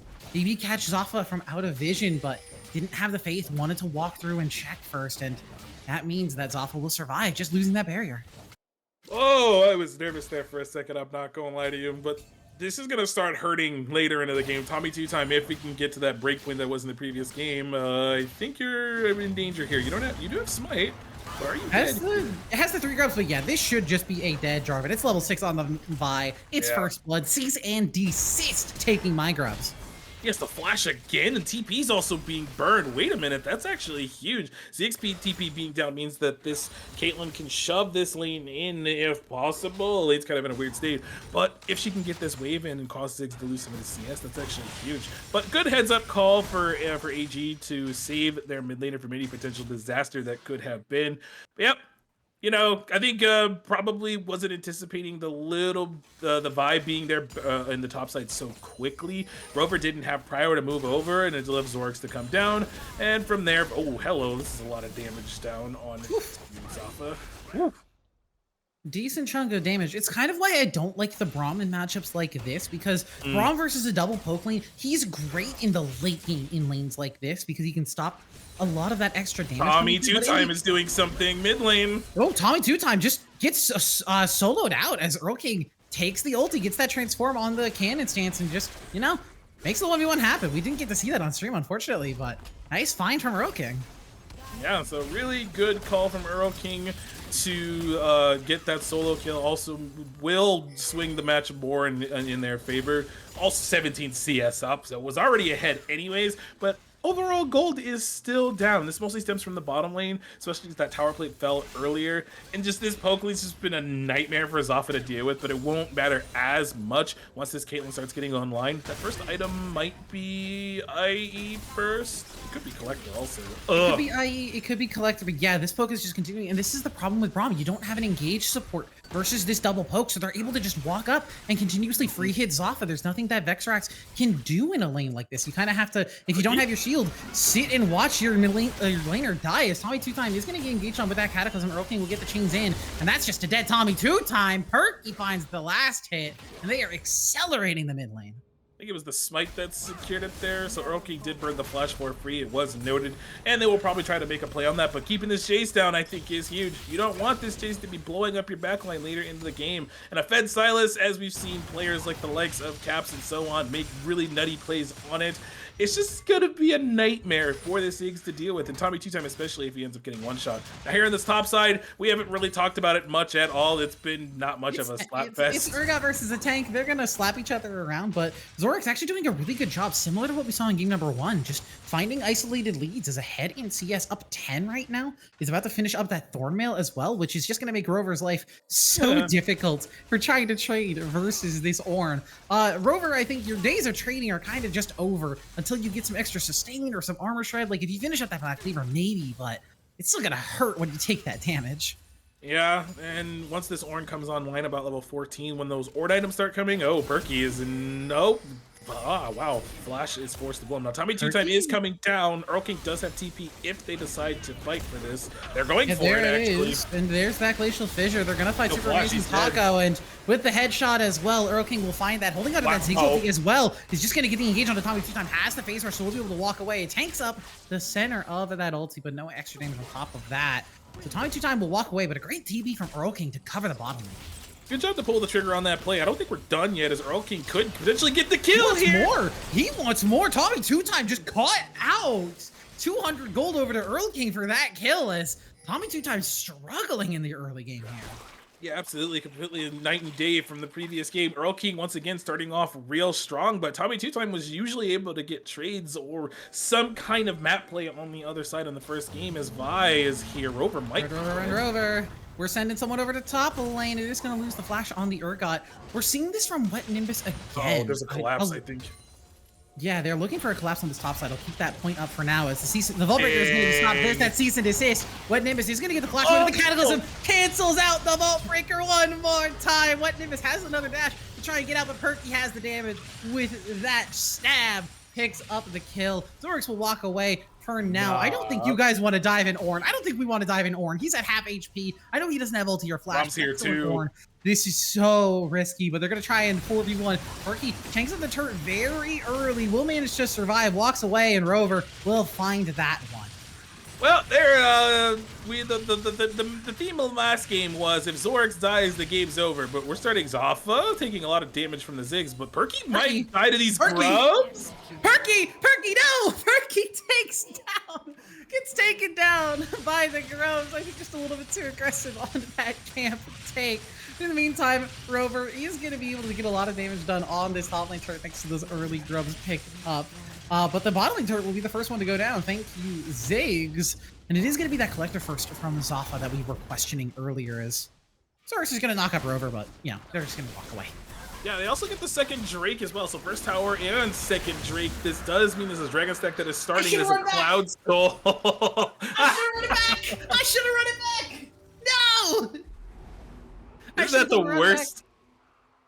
Oh, and man, and Chippy adding insult to injury by adding the graphic as well. The previous game's predictions. Oh, that would have been the nuttiest thing ever. But so this is obviously a different game state than before. Well, this game state's similar, but in terms of objectives, we have 3 grubs. No one's gotten the next 3 as of yet. I do think Jarvan is going to want to go for these now, as the Rift Herald will be spawning in less than a minute's time. So this will be the first 6 grubs that end up going over to a team. Gold, once again, even. First tower did fall earlier. Silas is actually on his first item. Now, we should not see a fight, I assume, break out. But Ornn does have the prio and could come down, but they got the 4. So I think you just get out here, kind of sack your losses on the other 2, and just like, all right, we got the Void Bites. Easy peasy lemon squeezy. Just go ahead, do your thing. Yeah, Urgot and Caitlyn getting Void Bites and denying 3 at least from AEG. It's pretty good. You don't want Ziggs getting any if you can help it, but the rotate was there, and KFC just not there in time, so they're going to be forced to give up 2. But like we said, no Void Bites, not a ton of them, so it will be okay.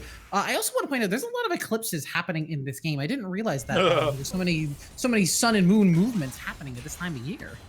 Oh wow! So this is gonna be Taco. I'm gonna have to talk about it again. I'm gonna have to talk about it again. Supports out there. Any of you are playing like Karma or any like poke support that is also an enchanter, stop building Zazax. Stop it. It's not good.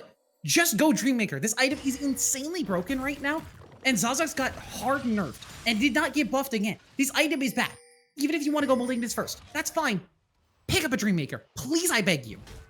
I respect it. That's some passion right there. But I would do the same thing if I saw one of the wrong things on one of the champions I play. But it was looking like there's going to be a little bit of shenanigans happening in the jungle as Perky was backing on a ward. We're finally reaching that mid-game mark as tower plates did fall. So we have a couple of low towers. By that, I mean just the mid-lane tower. Rover has finally finished a couple of items now with that Black Cleaver halfway towards the second. Caitlyn finally just now finishing the collector, but this does give up prio in the river for the top side for this Rift Herald. So this should go over once again to Wet Nimbus 2 for 2 on the Rift Heralds. So we're getting some trading happening on the top top side. Zorix is actually in danger now because that Black Cleaver is done, but not too much will come out of that. And we're just chilling now. We're back. All right, we're good. We're chilling, I think. Yeah, despite the CS lead in the top lane, it was a cull from Rover, so it is going to be the gold fairly evened out overall, especially with all those plates in the early push going over. As Tommy 2-Time in the bottom lane, now the one in trouble is going to get that pushback, but the Cataclysm's down. Eclipse Shield is on. Tommy 2-Time will stay alive for a very long time. And with the Ziggs ulti to help out, we'll manage to stay alive. Now Vexrax and an amazing taco trading on the other side. Perky looking to get in, but Tommy 2-Time gets the 2-pop damage. The Karma shield! Amazing taco to get the shield. They won't manage to keep 2-Time alive as Earl King now goes on a rampage. Wants to find a little more Glacial Fissure. He's going to knock into Reaper. Earl King hanging on to that ult. He does have the Mega Inferno Bomb, but a nice little satchel charge from Reaper will get them to walk out. Inferno Bomb used just as a, hey, get the heck out of my jungle. All right, so two things happened at the same time there. We had a 2v1 in the top lane, which now will also be the tower broken up there as well. So this will be 2 towers to 0. I don't think it will be traded. It looks like it might, but Rover getting into a 2v1 tried to time the E flip. I don't think it was shown on main broadcast, but tried to get the E flip to buffer the Ornn ultimate, but it just didn't come through. We double TP in the mid lane. I'm actually kind of shocked about that. But they like their turrets. Ends up falling to the Ornn there. I believe that's where the kill went over, but then flipping it back to the bottom lane. It was chaos from start to finish. Perky ended up taking too many tower shots. The Zig ultimates forced the flash. Then just the Eclipse Shield focused on the Karma Shield. They just didn't blow him up in enough time as Earl King is in danger by the looks of it. No cease and desist available for Wet Nimbus, but I don't think Earl King really has an angle out of here. He's going to try and get around to sneak onto Tommy 2-Time, but doesn't have the angle with the chains, and now with the Eclipse Shield, they should just be able to knock down Earl King with a little bit of extra pressure. Wet Nimbus will find the shutdown. Yep, Drake coming up in 40 seconds. This does mean that, oh no. Reaper has the satchel, doesn't have a great angle for it, but it's still going to be able to walk away. Sidesteps that Winter's Bite as well, so Vexrax not able to get the CC layered. Reaper still managing to walk away from this. Ace in the hole, no. Land. Nice friendship test to Taco. Will step in front of that and will keep the 80 carry alive. Chaotic fights coming out in favor, I feel, of AG EverLyfe. You'll definitely take this as well if you're on the side of KFC. This does force the back, meaning you can get some of this mid lane prio, maybe break open the tower as well. My directed camp keeps going back top lane, and that tower's like on 2 HP, and it is bothering me so much. You just can't push into it. But this will be mid lane prio going over to KFC. They will go ahead and most likely take this Drake. This will stop the stack if they get it. They might delay too long, and Taco? Nice side steps from the Karma with that blast plant. Will walk away, and now Wet Nimbus maybe looking for an angle, but doesn't have that Vault Breaker. Does not manage to get the last hit on it, so everyone will walk away. Earl King maybe looking for a flank, but is getting sniffed out by Reaper, so he's going to just go back over the wall. Shock Blast doesn't land.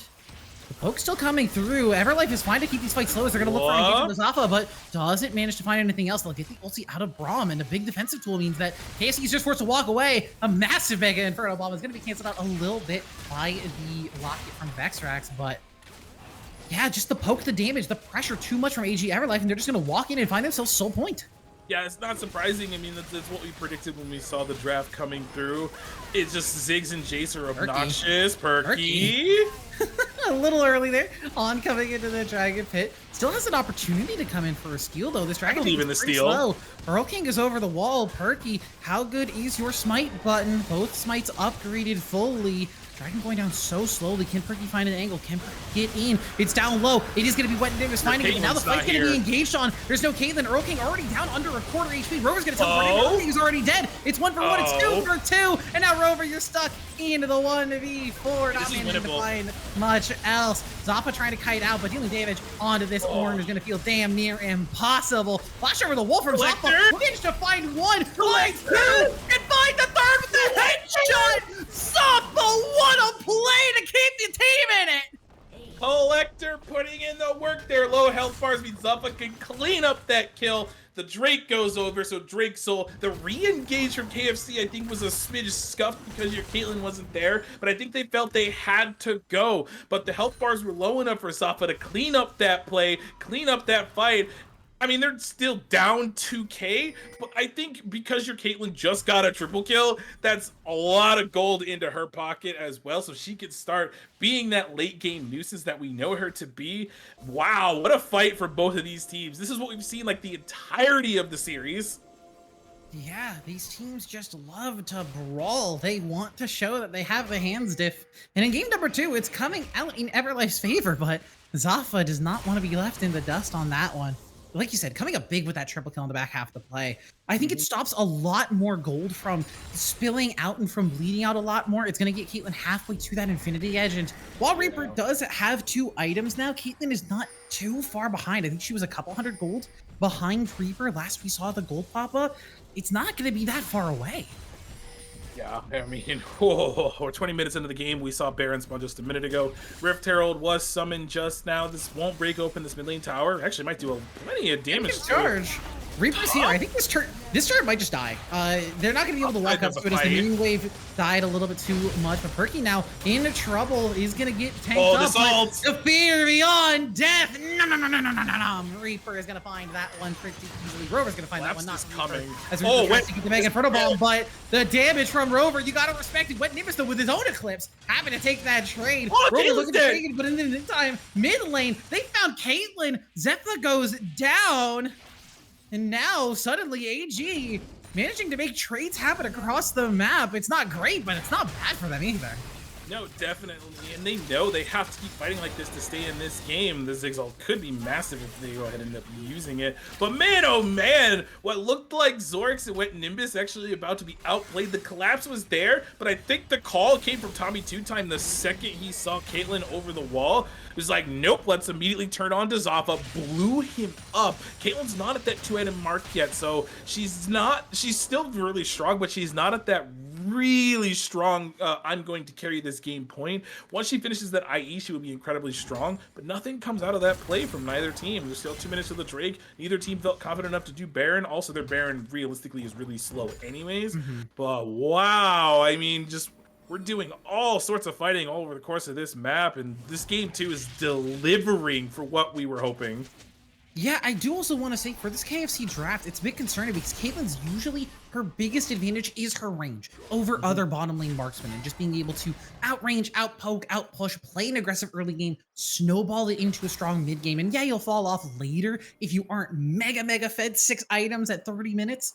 But you're still strong enough in the mid game to make things happen for your team. But in this game, who is she actually outranging? Like, Tommy 2-Times has the range to poke her out. So does Taco and Reaper. And if you get close enough to Nimbus to auto her, they're probably just going to kill you as they're going to look for amazing Taco here. As that Cataclysm just drops the Karma. Okay, now looking for a bit of an farther press. They want to keep pushing. Reaper's going to get ceased and desisted. Does have that Sarah shield though, so we'll stay alive as Perky now. He's going to pick up the kill, but we'll trade under the turret. Turret's going to call as well as Earl King manages to walk out on the side as Zorix now trading 1v1. Rover's here as well. They're going to land a stun. I don't know if Earl King actually wants this. Is that call the Fort God is going to be knocked down, but a nice flip from Rover to deny it. And now Earl King with the extra CDR with that Cosmic Drive should just be able to sustain up. Zorix tries to get a charge in, but Rover goes on a killing spree, and KSC fight their way back into the game.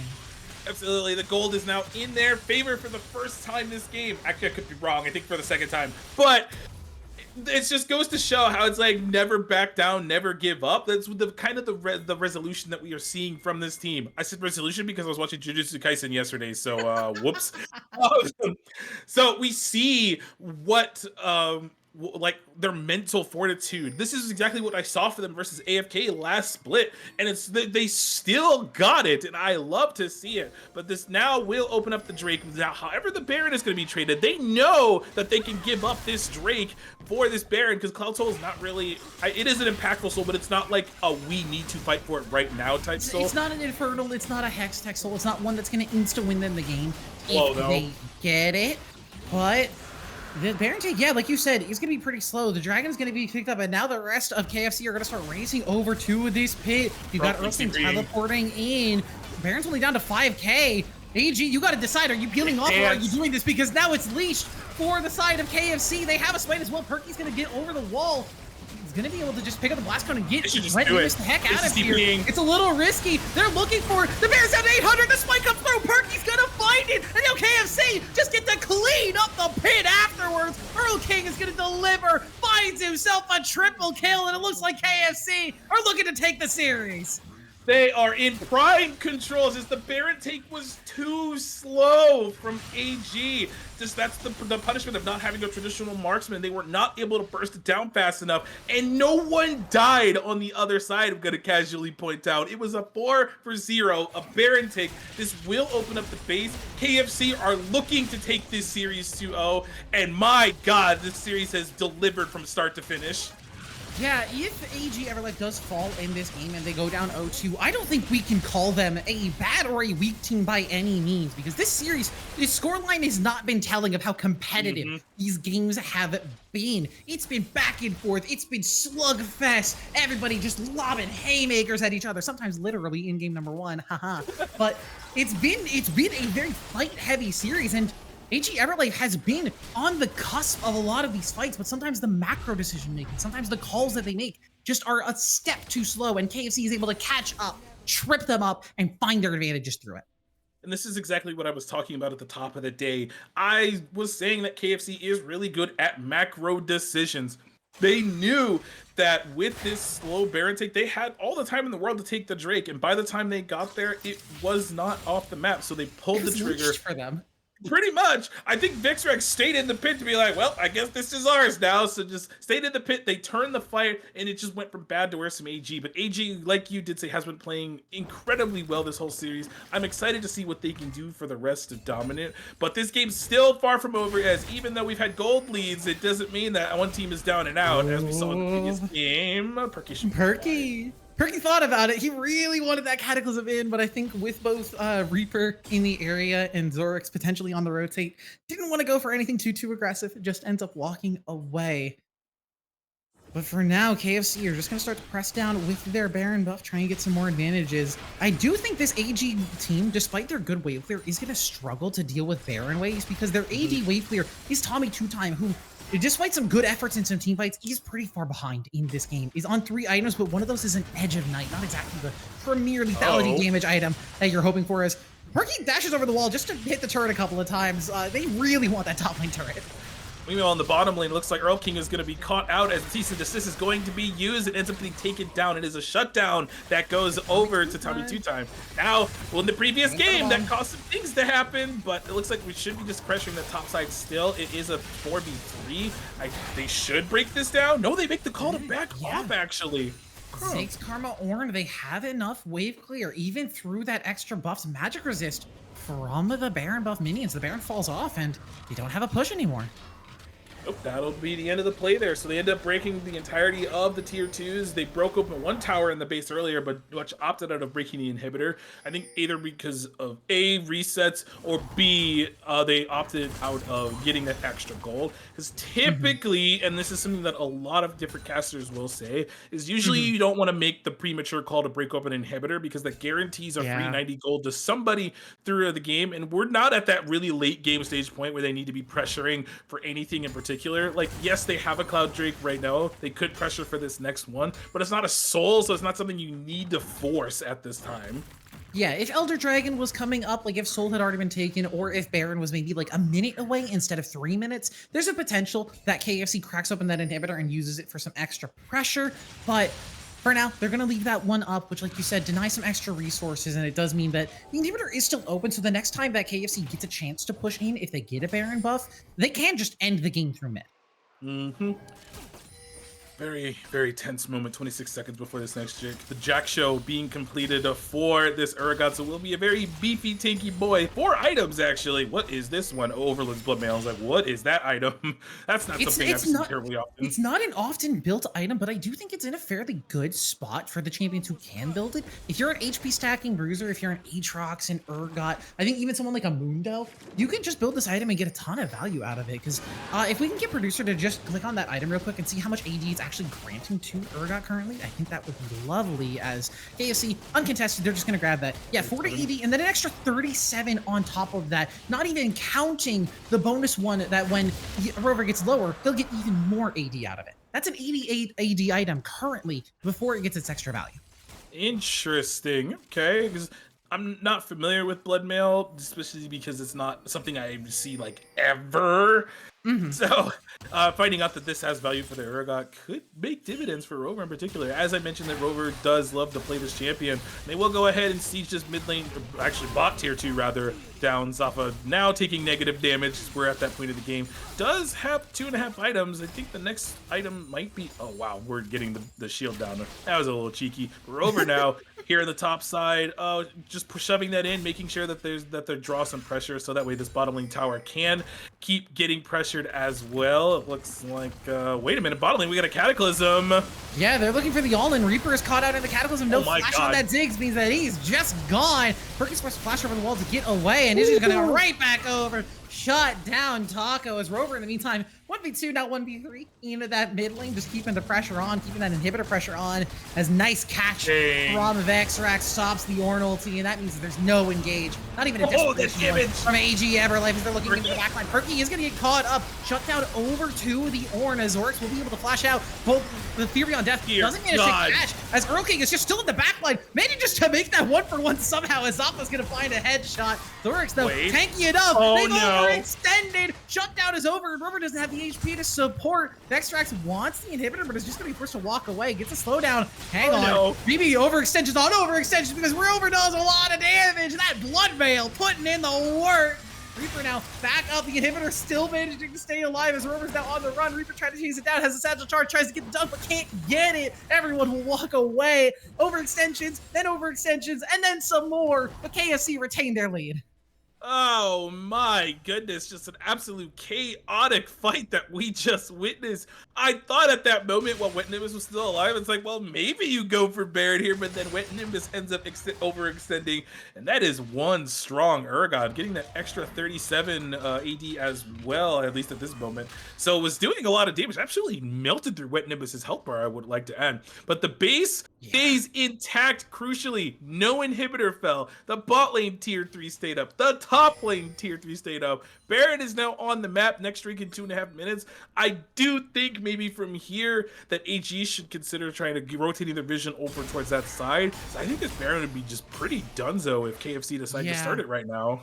If KFC gets the Baron, I think it is really a game-ending objective unless there is a miracle fight from EverLyfe. Because like we mentioned, while the turrets didn't go down, while the inhibitors didn't go down, they are on slivers of HP. And the next push that KFC gets in, especially if they have Baron behind them, will just take them all away. We're just getting some pressure right now as we see the vision at the moment being cleared out for Wet Nimbus. They don't see really anything in the river at the moment, so it is completely dark for them as they just dropped to pink. But yeah, I mean, just like you said, just one good fight from KFC just ends this game.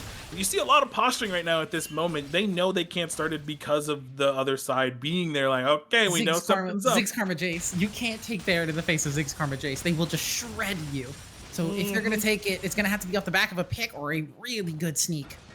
Now it looks like that we're still trying to make some pressure on the bottom side as Rover, I almost said Razor for some reason, Rover rather, is here in the bottom lane pushing that up. And we also have Earl King getting pressured there as well, which I think is really good here. They will be spotted on this ward that they just walked over. So they will go ahead and not clear it out. Vexrax, please, Vexrax. There we go. Vexrax, just staying a little too far away to clear out the ward. But yeah, they have a 3-item Caitlyn, 3.5 items even, plus a Silas. They do this Baron incredibly fast, especially with Perky. Anytime he gets that passive up, yeah, this is what I was talking about with a really quick sneak, because they do it fast. If Reaper isn't in the area, you get the Mega Inferno Bomb. Does manage to take it, but the smite comes through. Yeah, KFC find their angle, find the Baron, and now are going to look to try and end the game. They were probably trying to take this streak as a first Titanic Hydra now done for Urgot as well. My God, that dude's going to be strong. So this will be Soul if AG end up getting this. They did get some mid lane. What? KC just doesn't have to care about this. They can just start pushing down mid.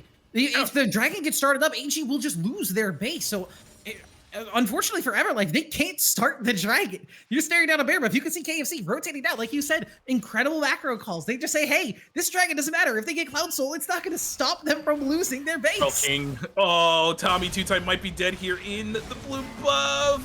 Doesn't have the flash. The dash has come through. Does manage to get that base rush and sidestep, but in the meantime of the fight, oh my God. 3v4. The Cataclysm in, and now the teleport's coming in to try and help out a little bit more. Vexrax doing a great job tanking. Now Earl King is here. Headshot ace in the hole, gets gets blocked up. Wet Name is incredible tanking for the team. Manages to keep the rest of them alive. Next Rex! Throwing out some shots from the back line, but can't finish off the damage. Earl King having a fun time on the back line. Gets his little Zarya shock there to make sure the Wet Name can't get the kill. Does manage to sidestep that shock blast. Moose managed to stay alive, and I think that is going to be it with no Zorix, with no Taco. 3v5, 3v4 right now as Earl King has to recall. That should just be it. Turkey's gonna get engaged in. They'll blow up the wave clear. It doesn't matter at this point. The Nexus is open. Zappa stayed alive on that back line as well. Bloodthirster. OP. The score line doesn't say how close it was, but KFC will take the series 2-0. Wowie, wow.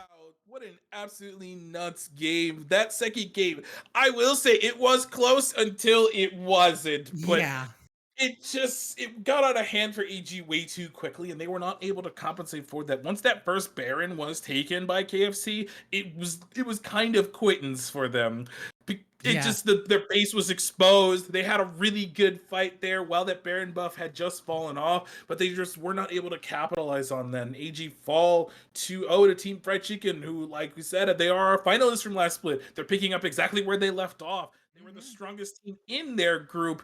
And my, oh my, look at that Urgot damage.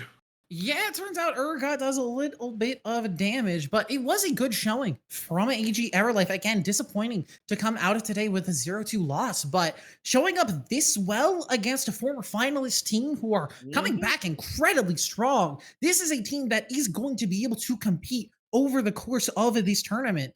I mean, they even managed to find themselves, I think, a 2,000 to 3,000 gold lead at some point. You can see that little dip there before KFC really just opened up the game, but the series and the games themselves were very competitive despite the result being 2-0 for KFC.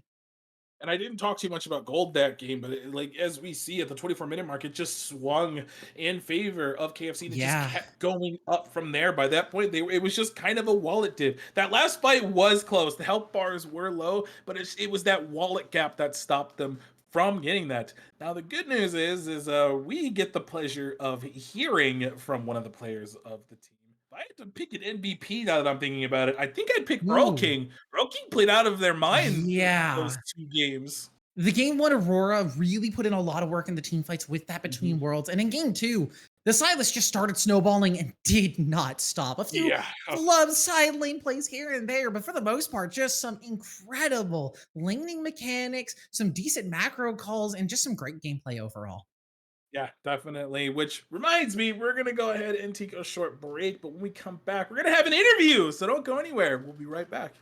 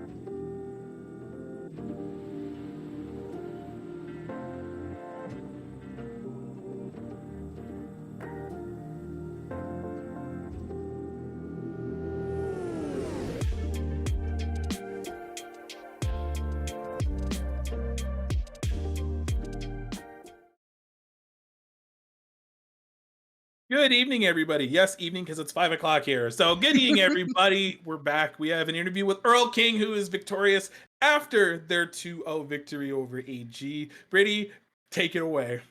I did want to ask, obviously, as a finalist in the last split, coming into the first week, finding a win is always going to be super important for momentum. Did you feel like you had any nerves at all coming into this week, especially with those expectations of being a former finalist? Honestly, not really. The team is actually mostly different. Only two out of Mm, the five players are the same. So it kind of just feels like a whole different team. Mm. But one thing that I will note is, even though yes, this is pretty much a brand new team, you guys still play to those strengths that you did in the previous split. Just really good macro calls, really good team fight control, and I'm gonna flame you for a little bit. So I was getting caught out mm. in game one those few times. Hmm? Yeah, don't worry about All it. right, all right.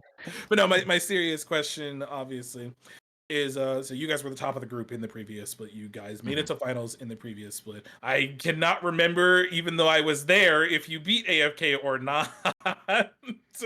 But so coming into this split, what are the expectations besides winning? Like on like a growth aspect, what are the expectations for this split? I think mostly we like the team is mostly sort of like a group of friends, so we kind of just wanted to play together in Domprey.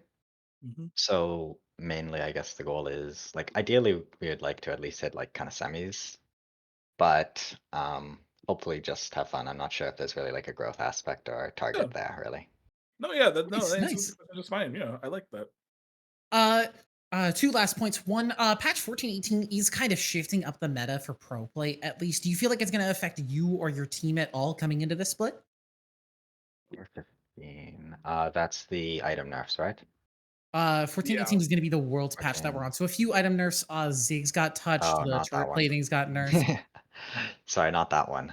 Um, not not too much. I don't think there was actually many like super overhaul changes. The more interesting Mhm. one would definitely be the split 3 patch, where basically all the items are getting a bit of Mhm. damage taken off, time to kill is supposed to go up, stuff like Right. that. All right. Okay, we'll keep our eyes out for that patch. But before we send you out, I did want to ask if you had anybody that you wanted to shout out here while you have the time on stream. Any family, friends, coaches, anybody? Or flame your teammates. No, I'm not going to do that. I'd probably want to thank the AD carry, Zafa. He sort of put this team together and is the captain of it and is doing like 99% of the work there. So thanks for Wow. that. All right. We love to see it. Well, congrats on the win. You can go ahead and celebrate with your team or VOD review, whatever you guys are planning on doing. And Rover saying, we don't know. Yeah, we know now. Thank you very much. But have a great night, Earl King. And then congratulations again on the win. So that was week one. That was a lot of fun. That was a banger. That felt a lot like Mhm. what we were expecting coming into the series. And by the way, apparently we have merch now, and we're supposed to shout that out. So hi, we have Yeah, Risen we Esports merch now. Yeah, Risen Esports does now have merchandise. If you go to raven.gg, you should be able to find the Risen Esports store. There you can get yourself your own jersey or hoodie with your own custom nameplate attached if you would like. You can put in the custom number on it and everything. Again, the website is raven.gg/stores/Risen-esports if you want to type in that whole link. Go get yourself a jersey, especially if you're on a team or supporting a team. Feels really nice for the org and for the players especially. But that is gonna be it Oh, for us tonight. Thank you all so much for joining us. I've been What's It Pretty. That's been DBZ Freak. Chippy, our producer in the back, making sure everything runs as smoothly as possible. And we'll see you here, same time, same place next week for the next week of Risen Dominate. Have a Come good night. back to us, Cilantro.